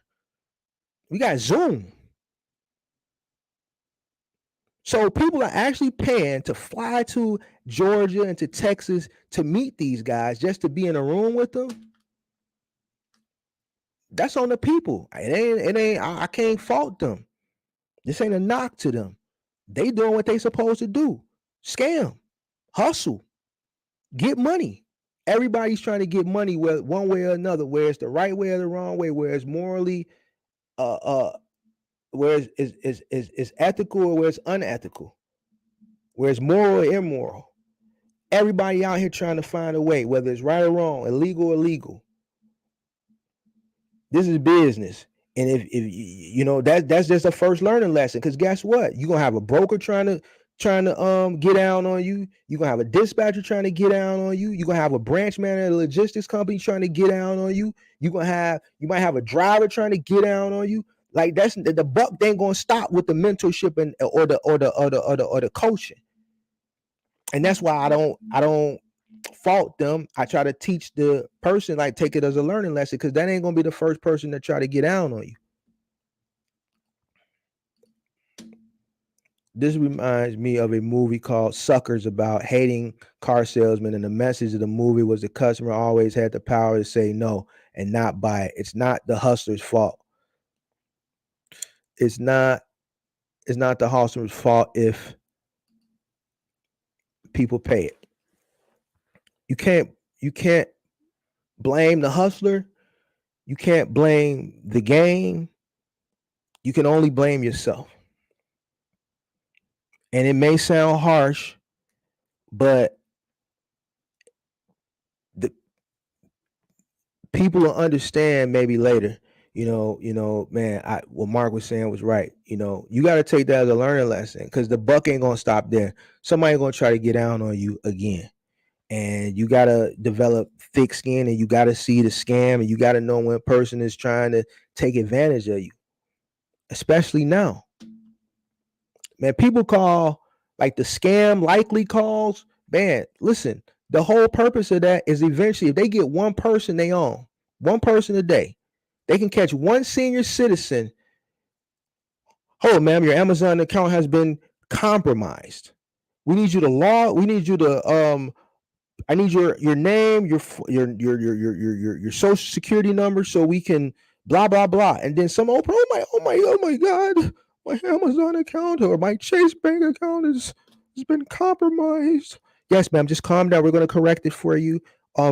Yeah, we're just trying to, they're trying to withdraw money or whatever. We just need you to verify your account. Can you provide your first name? Oh yes, my name is Emma. And man, what's your last name? Emma Johnson. Okay, Miss Emma Johnson, just calm down. It's going to be okay. Can you provide your date of birth? Yes. Oh God, please help. Man, we're going to help you. Yeah, April 29th, 1949. Okay, ma'am. All right, now the last thing I need is your social security number so I can get into the thing. Yes.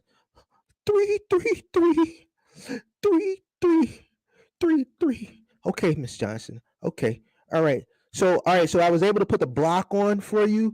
All right, so they won't be able to get in. So what I'm going to need you to do is I'm going to need you to come into your local branch, and you're going to need to, by that time they ain't got the information they need, man, they done, they gone, they off to the next one. All they need is one. Now a young person going to see the scam like, wait a minute, I don't even got a Chase Bank account. You know what I'm saying? Or if they catch that person that do got a Chase Bank account and they're old and they just not hip and things of that nature, that's it. Most of the time when they do those scam likely calls like that, they targeting old people, because the old people are the people who just not gonna get it. Here goes some more sauce for y'all, man. People out there with older parents, y'all got to put them hip to these scams. These scammers is the scamming stuff is everywhere. It just ain't in trucking, it's everywhere. You got to be hip to the game. It ain't gonna stop. It ain't gonna stop.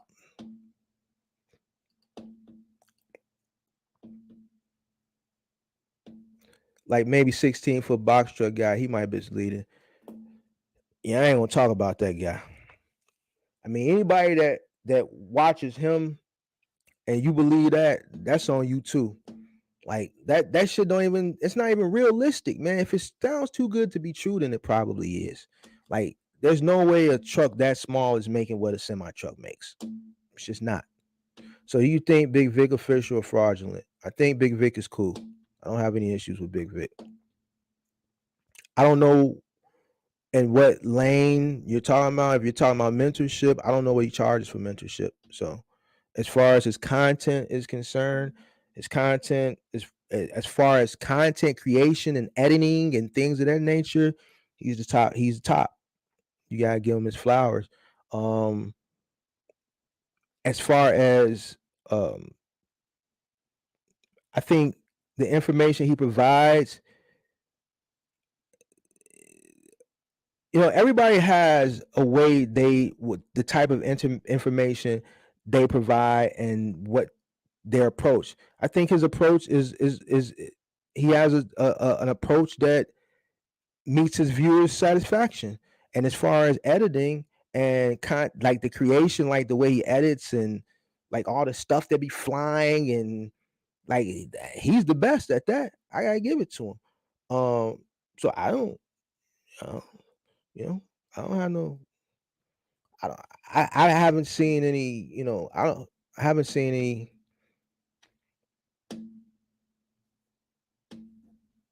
Thing now, if he's charging $10,000 for mentorship, I don't know. That may be a different conversation. Let me give you your flowers. I appreciate you, what you do, and why you do it. It's visible, bro. I appreciate you. I appreciate you. Thank you. I really do. I think it's possible, but is what he's doing is illegal is the real question. If you're talking about the small guy, what he's doing may not be illegal, but the way he's operating may be illegal. You know what I'm saying? He may be flying under the radar. He might not be flying under the radar. Well, he's definitely not flying under the radar.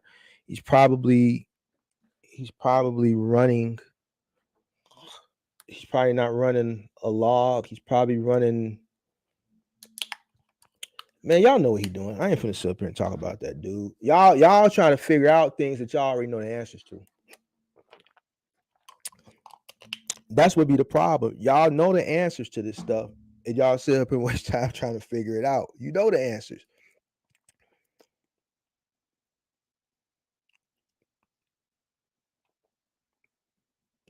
If there's only one person talk about it, that just seems kind of weird, doesn't it?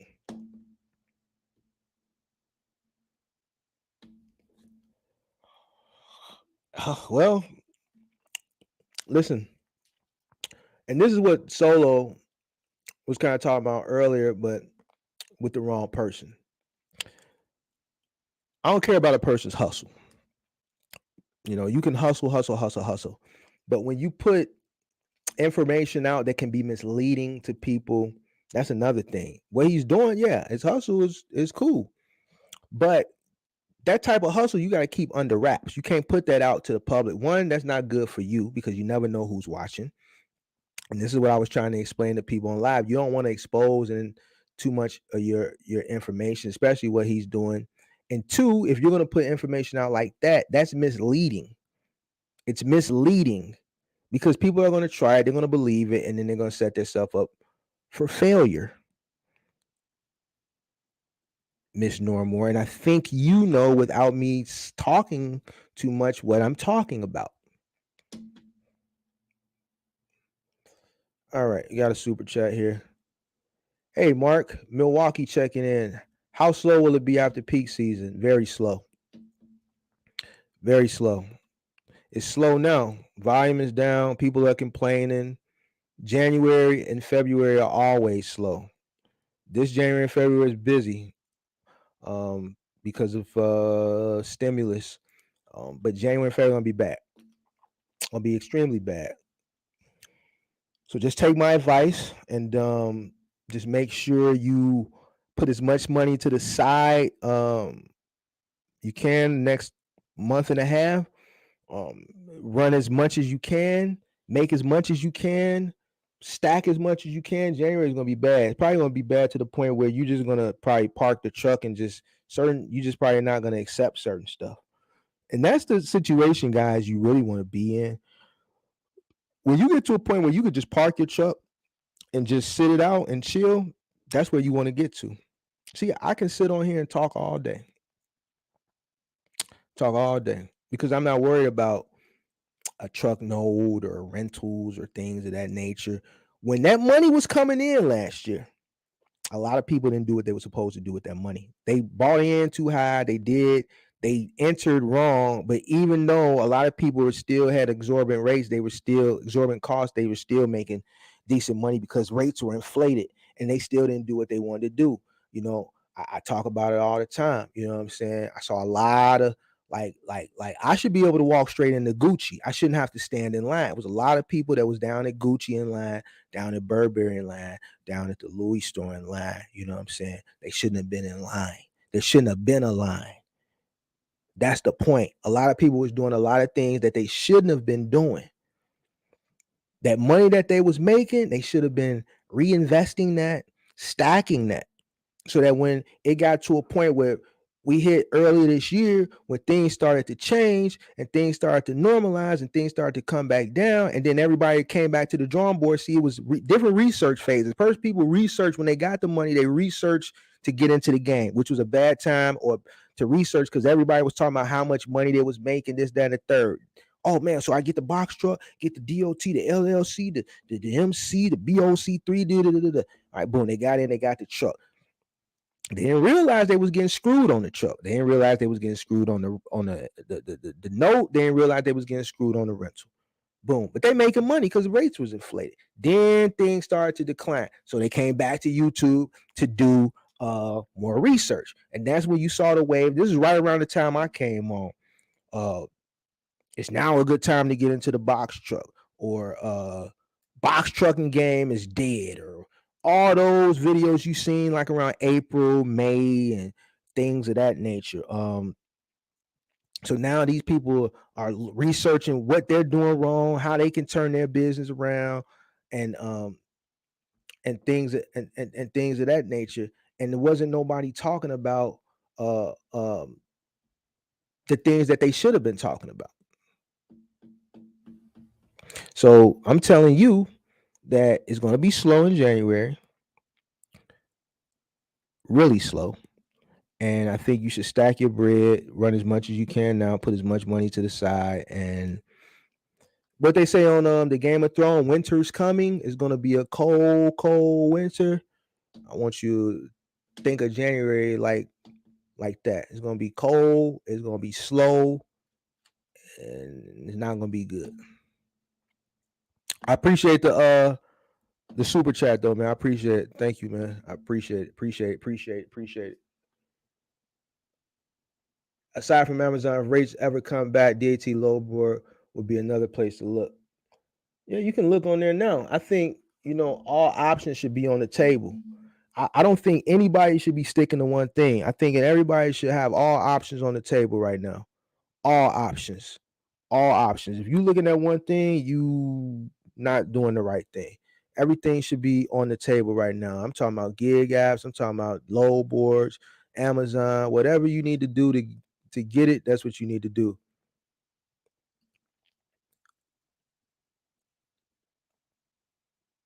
In business, a white space can be a gold mine.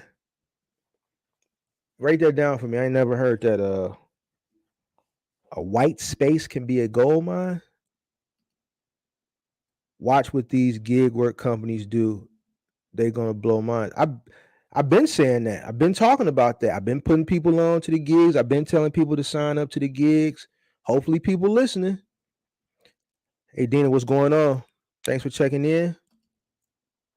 Derek Evans early on March said it would be slower than usual after peak season. That January and February is always slow, but it will be even worse this time. Definitely going to be worse.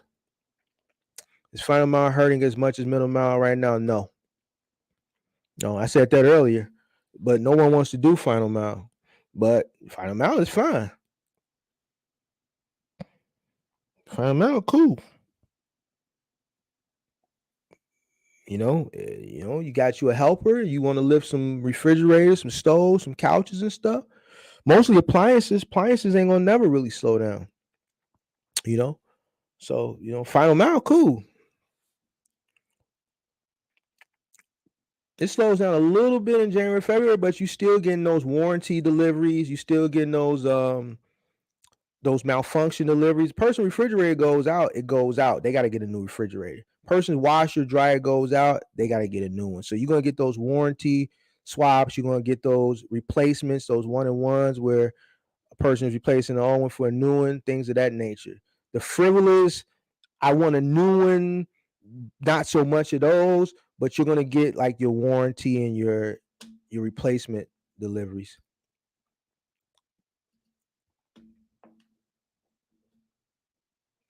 It depends on what lane. You want to try to at least make a G a day, a grand a day, I would say.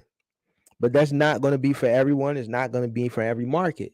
So I think a person's goal, no matter what market, especially if you're running middle mile, you can go wherever. I think you want to try to at least gross a grand a day. You know what I'm saying? You can do a grand a day in a box truck running middle mile, you're doing good.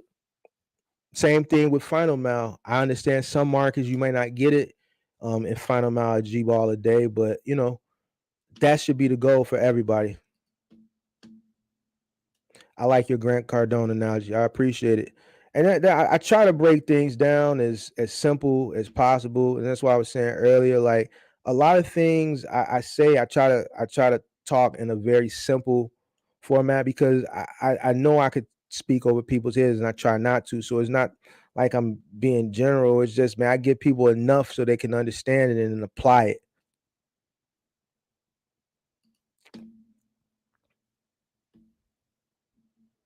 Hell no. Hell no. No. 760,000 miles for $25 a '06. Man, I was just looking at a '07 on Penske for like 20 something with like 200 some thousand miles. Nah, hecky no. They're trying to get you, bruh. That's 3/4, almost a damn near 250,000 miles from a million miles. Nah, hecky no.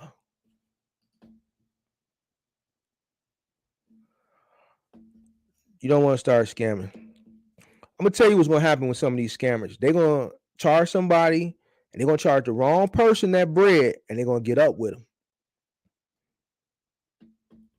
You charge the wrong person that money and you don't give them the value that they feel like that bread is worth.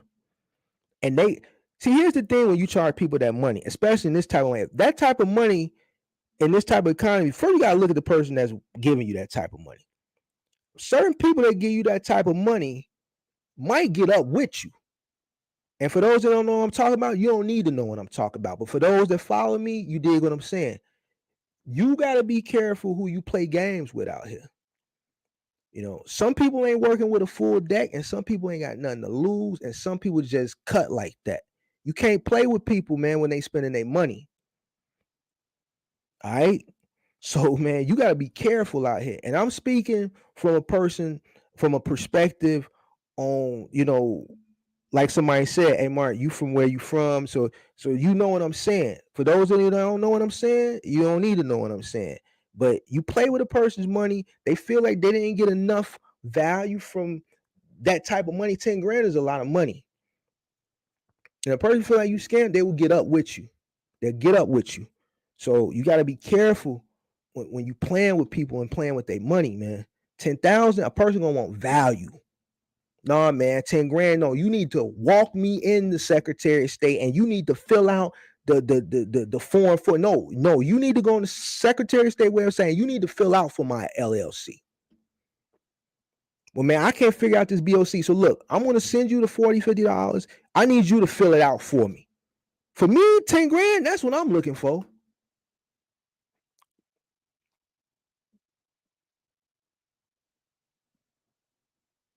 You tell somebody, man, 10 grand, and then you tell them, all right, man, you got to get your DOT, your MC, your BOC3, you got to get some insurance.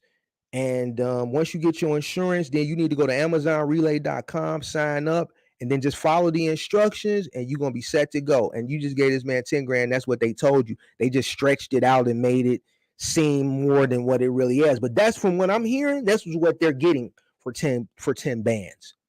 Listen, you play with the wrong person, they're gonna get up with you. And these guys, they're doing these little meet and greets, and they're all down at these festivals. They ain't too hard to find. They don't know who you. I'm trying to told you, like, listen, you can't play with certain people like that. Certain people just gonna walk it off. Certain people ain't got nothing to lose. And that 10 grand might have been, you know what I'm saying? That could have been something. They could have took that 10 grand and flipped it another way, and they feel like you took it from them and you victim.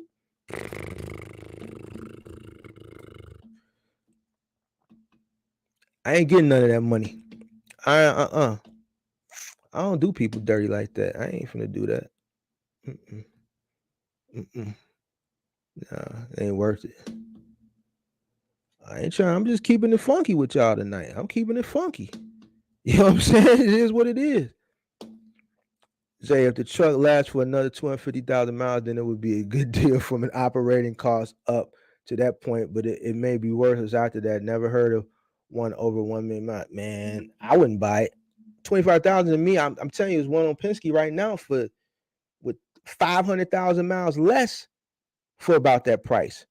They got a 338 right now on Penske, a 338. So that's a CDL. That's 33,000 pounds for 15,000. That same one that I was showing a month ago, that same Hino I was showing a month ago, they didn't drop the price another 10. It's only 15,000 now. That's another thing, guys. People not buying trucks. People not buying trucks. I've been told y'all the price was going to come down. They're going to continue to come down. Wait till you see what the prices are in January. And wait till you see not what the prices are, but what the inventory looks like. You're going to see even lower prices, and you're going to see even more inventory. Watch what I tell you now. Watch what I tell you. A lot of people, man, it's going to be a tsunami that's going to come through here.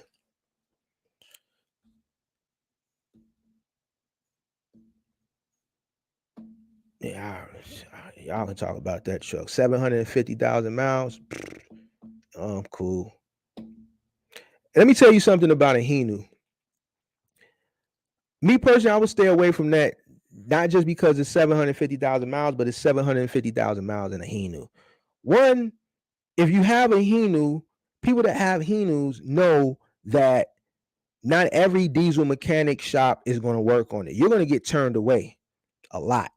A lot of diesel mechanic shops don't have the software to work on those trucks. All right. More than likely, you're going to have to go to Hino. And you need to look before you buy that truck to make sure it's a Hino somewhere near you, because they're not everywhere. All right. They're not everywhere. You need to make sure it's a Hino near you, so that way, if you do get that truck, they can service it. A lot of diesel mechanic shops will turn you away with a Hino because they don't have the computer, they don't have the software to diagnose it and to service it.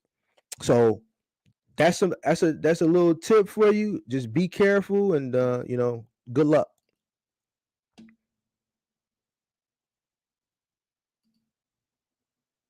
Yeah, hit the like button. I ain't even said that. None is lie. Hit the like button, hit the like button, hit the like button. If you haven't subscribed, go ahead and subscribe to the channel. We talking box trucking every Tuesday night.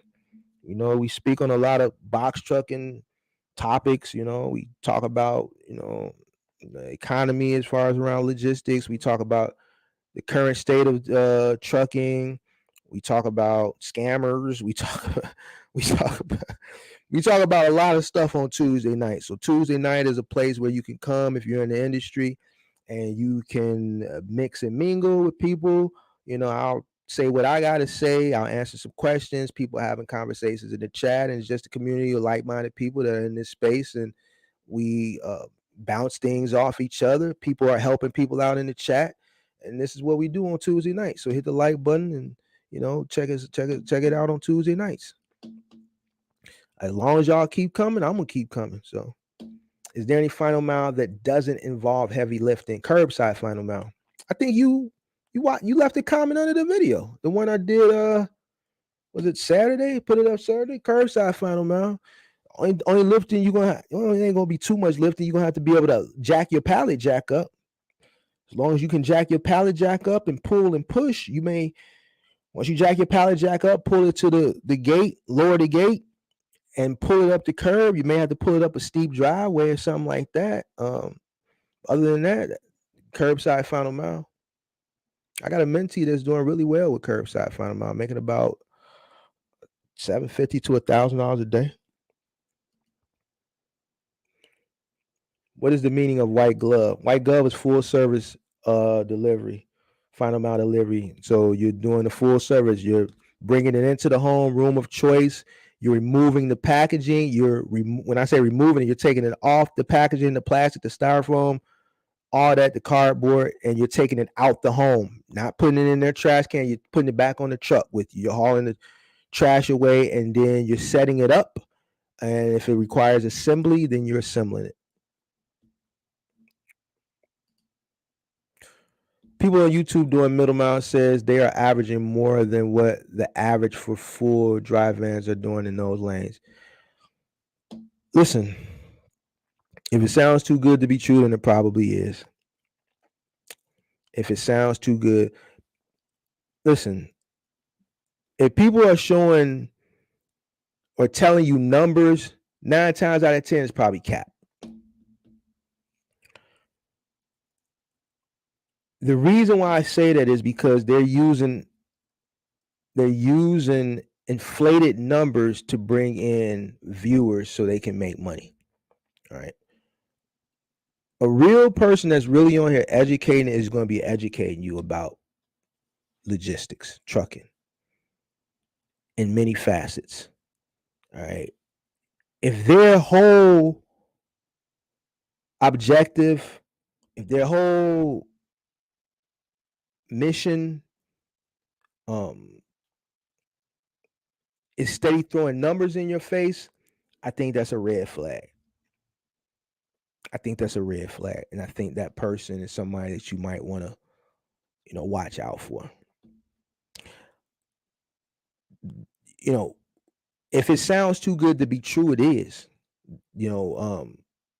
What magical potion do they have that they're able to make more than a semi truck? What magic potion does a person in a 16-foot box truck have that they're making as much as a semi truck? You know what I'm saying? And why isn't anybody else doing it?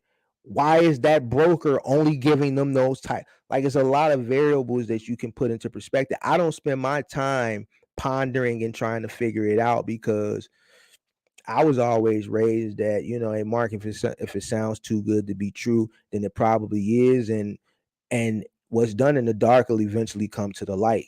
You know what I'm saying? It is what it is. If you look at YouTube last year, a lot of people that were putting those numbers up on the board, 10,000, 5,000, this, that, they're not here no more. Some of them that are still here, they just doing other thing. You got one guy, he's been showing guns for the past 7-8 months. He ain't even did a box truck video. He's been showing guns. He was one of the bigger ones.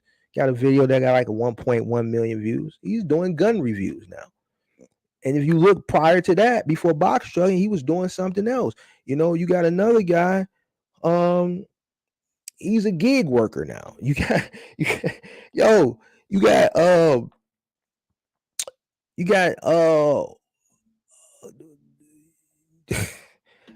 man, listen. Don't let people pull the wool over your eyes. If it sounds too good to be true, it probably is. At this point, I think people should know who's official and who's not.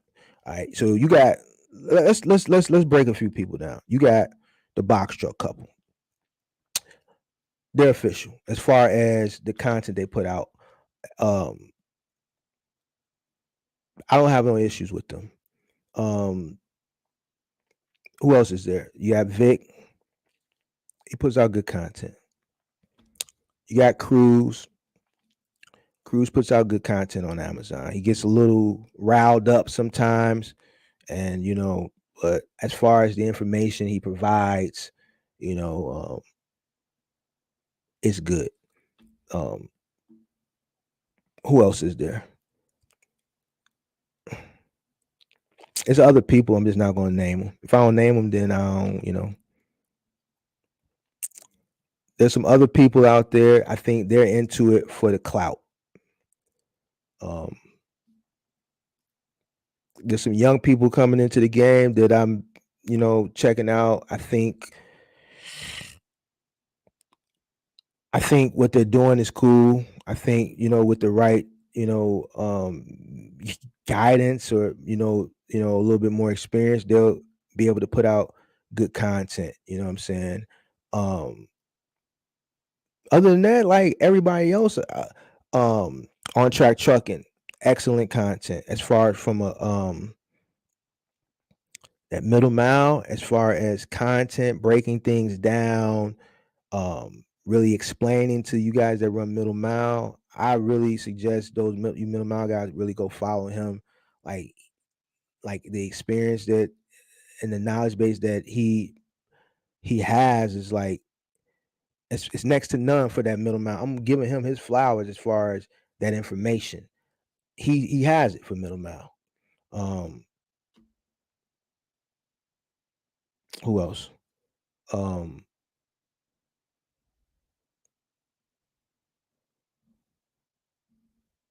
uh, who else? Entre Mike, I like him. I like Entre Mike. I don't know nobody else. And the other people I know, I ain't really. I might not be feeling them. And some of the people I might not know, it might not be people that y'all might not thinking I'm not feeling. I just don't know their channel. I don't really spend a lot of time watching people. Certain people just pop up and recommend it, and obviously those people that are in the algorithm, your Big Vics, your box truck, motivation is gonna pop up in my algorithm because we've done some content together. Entre Mike and On Track Trucking. That's about it. That's about it. Thanks again, Mark. Great live. Mr. Jordan, I appreciate it. White space is the opportunity untapped, unknown, lets you change the game, lets you innovate and sell your product service in all directions. Think Spanx. White space is the opportunity untapped, unknown, lets you change the game, lets you innovate and sell your product. I'm gonna have to research that. How much do you think someone with a 12-foot box truck in a how much do you think someone with a 12-foot box truck in a year if they were on all the apps, etc., and going for it? Well, I can't tell you because it's apps, so it all depends on what the demand is and what the rates are. I can't give you a range for gross on that. Now, if you're looking to get into the industry to run gig apps and you haven't purchased a vehicle yet, before you purchase that 12-footer, you might want to look at a cargo van. Now, if you're purchasing a 12-footer because it's cheaper than a cargo van, then I understand. Um, I can't tell you how much because you got a lot of different apps. You got Amazon Flex, you got GoShare, you got Roadie, you got Bellhop, you got Dolly, you got Lug, you got Instacart, you got Ship, you got uh did I say Amazon Flex? You got GoShare, you got Curie. There's so many different apps. You know what I'm saying? So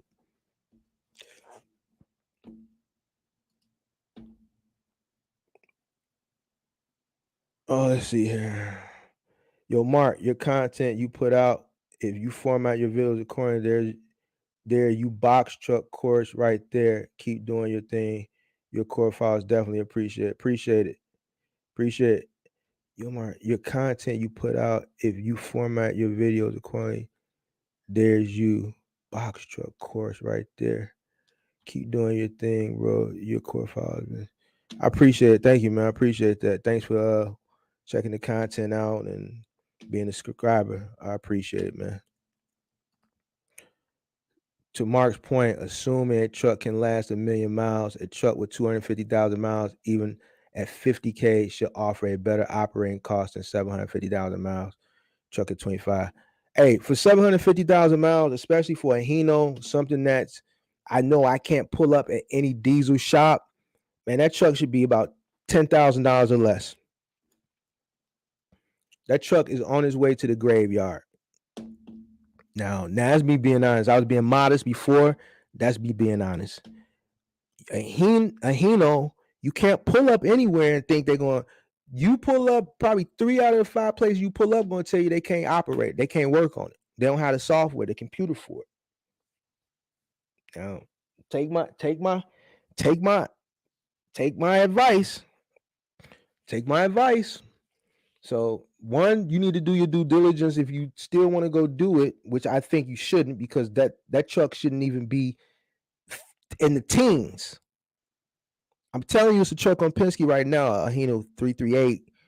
Even though it's a CDL, it's 15,000 with like 200 something thousand miles. You go look right now.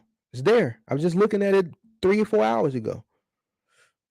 There's no way in hell I'm paying for a truck damn near 1,000,000 miles, 20 nothing, 10, 15 nothing, teen nothing. That thing need to be under 10,000, under 10,000. Wow. If I'm going to take a risk, I want to take a risk under 10,000. 10,000, I'll take a risk. Maybe. I probably wouldn't even take that risk. So you need to look, you need to do your due diligence. One, see if it's a Hino somewhere near you. If not, then you definitely need to stay away from it, because might not have nobody to fix it. You know what I'm saying? But I would stay away from, that's too many miles for that type of truck. And you not being able to just pull up in a 20, 30 mile radius to a diesel mechanic that might not be able to work on it. Because that truck might be going to the shop more often than you like. I must have missed or overlooked that part about curbside final mile not being heavy lifting. I assumed it was all heavy lifting. No, I dropped a video over the weekend. Maybe it was Friday or Saturday. I think it was titled "How Curbside Final Mile May Be a Better Option Than Middle Mile or an Amazon Relay." It was like one of the last 2 or 3 videos I put out outside of the one I did today.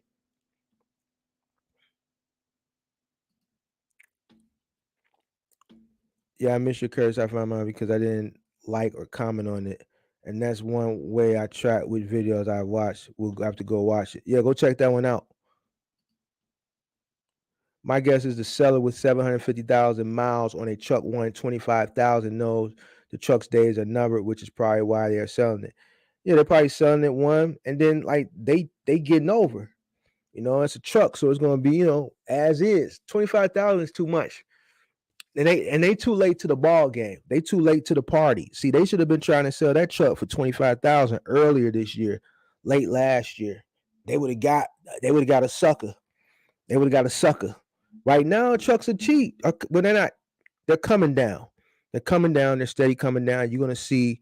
I just watched the truck on Penske go from 25 to 15. They didn't take it to 23. They didn't take it to 21. They took it from 25 to 15. All right. They're steady dropping these prices because people ain't buying trucks. People don't have the money. The interest of coming into this industry is not there anymore. It's not there right now. You know what I'm saying? Long are the days of people selling people a dream of getting into this industry. Those guys are gone now. You don't see those people, man, box truck and get in. Everybody right now trying to figure out where they went wrong with this peak season. So it's dismal. I'm telling you now, I'm on YouTube. I see the trends. I see the analytics. I look at the analytics, guys. I look at the analytics. 2 weeks ago, everybody was looking for box truck rentals. My box truck rental video was doing numbers. 1,000 views a day. 1,000 views a day. It's died down now. I'm telling you what the trend is. It's peak season. Everybody's going to be putting up peak season videos. All right. I'm not doing a peak season video because I'm not here to follow trends. I'm not here for the money. I'm here to really educate. Peak season is the trend. I could do a peak season video, 2 peak season videos a week. Being the keyword, everybody gonna come watch it. For what? It's a waste of time. It's just like, well, it's rubbing in people's faces. No. I'm not doing peak season. I let everybody else do the peak season videos. If I was them, I'd stay away from peak season videos. And that's my advice to other content creators. Stay away from the peak season videos because you don't want to say the wrong thing. Now people saying, "Oh, after Thanksgiving, Black Friday." That doesn't make any sense. Black Friday is the deal is done already. The jig is up. The only people who are going to be running freight Black Friday is final mile. That middle mile is done. It's over with. But see, people don't know that because last year everything was inflated. So people really, and I'm gonna be honest with you, people last year really didn't even see a true peak season. They, and when I say a true peak season is because volume was so high going into peak season, and then when peak season came, it got a little higher, and then when January came, it was still high.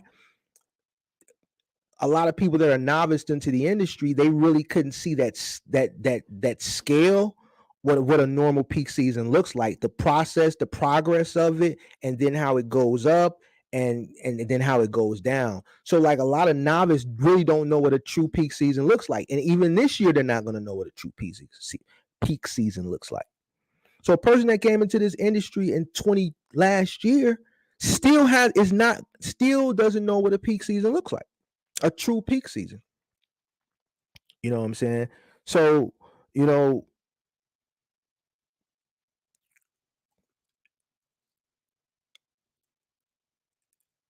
I could make that thing confidently and not have to worry about because a lot of people they couldn't wait to come and say ah ha ha ha ha ha ha ha. So I think people that can't read economics, I don't think they should be saying or calling things because you don't want to put yourself in a tricky situation where you know what I'm saying you're wrong because people are gonna hold you to it. And we've seen that. We've seen that with some other content creators. Like, you know, you know, it's okay if you have a track record of making forecasts and then you catch one wrong, people will kind of forgive you. But if forecasting things is not your thing, then you should stay away from it. You know what I'm saying? You should stay away from it. If you know you're not that tenured into the industry where you understand logistics from every aspect, from the ocean aspect to the rail, the intermodal, final mile, middle mile, things of that nature, then I think, in that aspect, you should really stay away from making general forecasts because you could end up putting your foot in your mouth and then people are going to hold you to it. And then people are buying into you based on your predictions and things of that nature. And then if you call it wrong and this is not something you do, then like I said, they're gonna hold you to it and they not gonna be nice about it. Y'all know what I'm talking about. Y'all seen it. So you got to be careful when you do these things. You know what I'm saying? So it is what it is. I think people should just at this point with peak season just let it play out and just let it play out and hopefully next year people will see a normal peak season. I don't know what's going to go on. I'm gonna be honest with you. I don't know if we're gonna ever. What is this? 2022, 2023. I say we gonna have, and this is premature. I'm not gonna make content around this. I'm just making a premature. Just on. It's still a lot of uncertainty in the market. Um, it's still a lot of doubt. There's things that I'm looking for that still haven't happened yet. I'm not trusting Putin.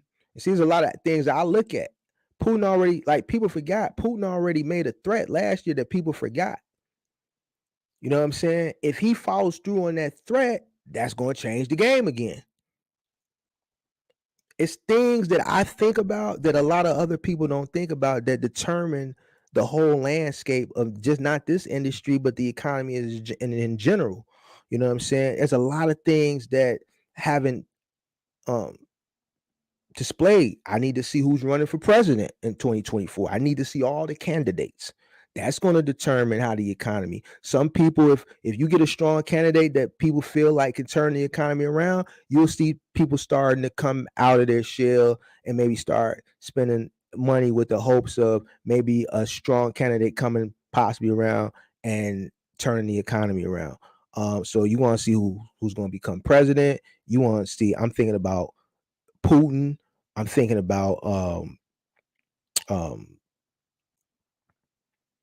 I'm thinking about damn, it's right on the top of my tip of my tongue. Man, it just crossed my mind. Everything I'm thinking about. Listen, it's a lot of things I'm thinking about, guys. It's just I think 2023 first quarter not looking so good. Maybe in the first quarter I can look at some things. I need to see what this GDP gonna look like. I need to see if we're gonna be in a second quarter where things are gonna be down and we're gonna go into official recession. There's a lot of things that I'm still waiting to see. Um Yeah, so yeah, that's about it, guys. I don't see any more questions. It was a good live tonight. I think it was very educational. I think a lot of people are going to take a lot of valuable information away from this live tonight. I appreciate everybody for coming out, showing up. I'll probably go live again on Sunday. If there's no more questions, then I'm going to skedaddle. Make sure you guys hit that like button. I enjoyed the time I spent with you guys tonight. It was a lot of very well thought out, educated questions. A lot, everybody that is here is really serious about their you know you know their business, and any type of value that I can bring to help people with their business or prevent them from um possibly making the wrong decision, things of that nature, then that's what I'm going to be here for every Tuesday night. I appreciate all you guys for showing out, showing up. Make sure you hit that like button.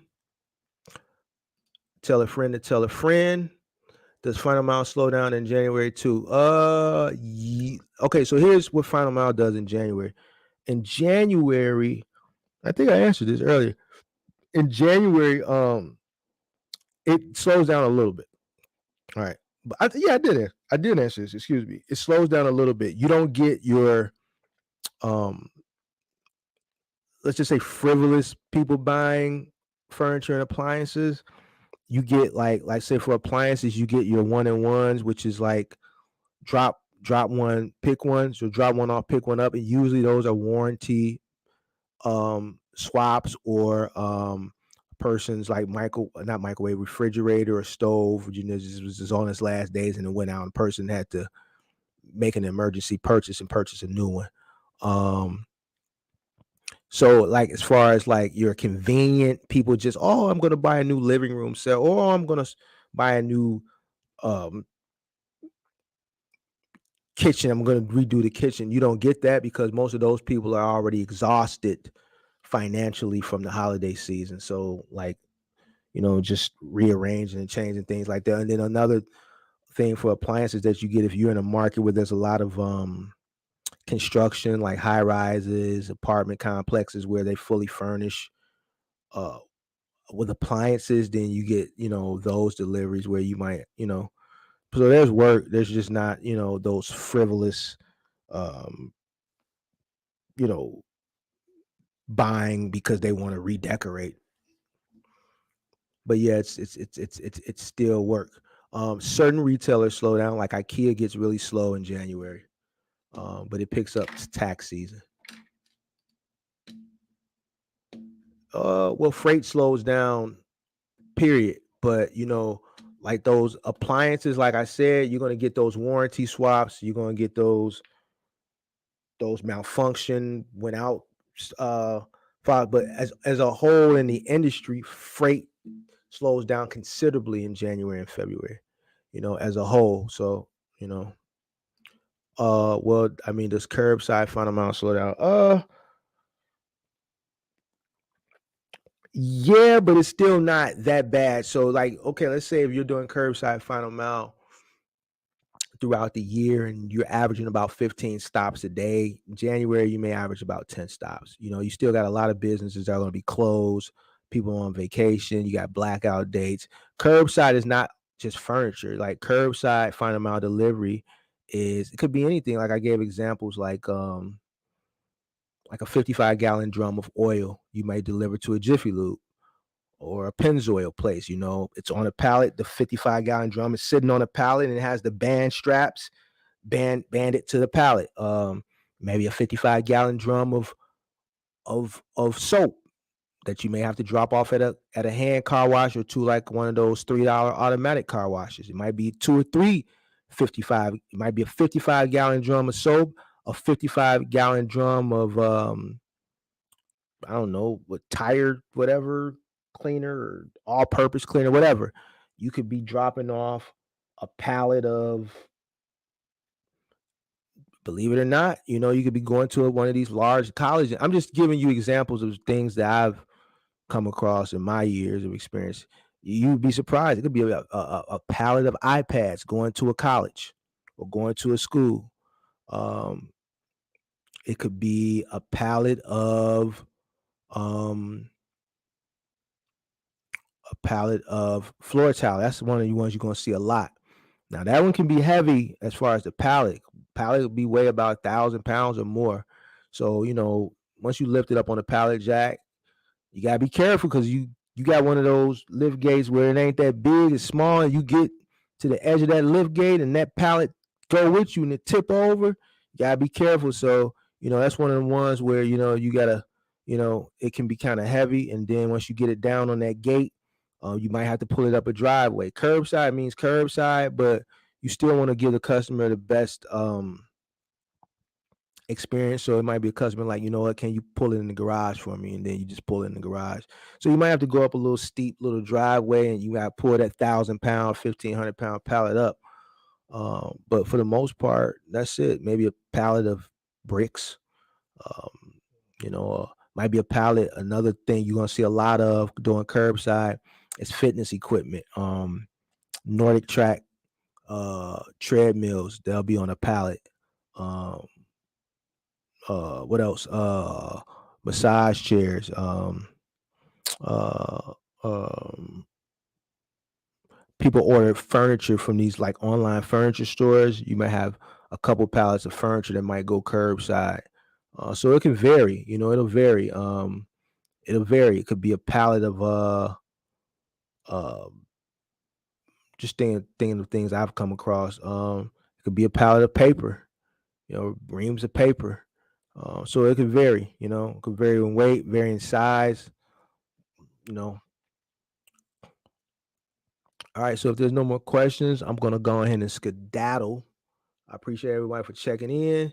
Man, make sure you guys hit that like button on the way out. I'm gonna be putting out content based around basically surviving this crunch, and basically how to get through it, and basically for people who can take advantage of this situation that we're going in, and other little tidbits. You're not gonna get no peak season content from me, guys. So I'm doing everything to keep people. I'm putting out content to keep people in business, and to have people enter the business the correct way.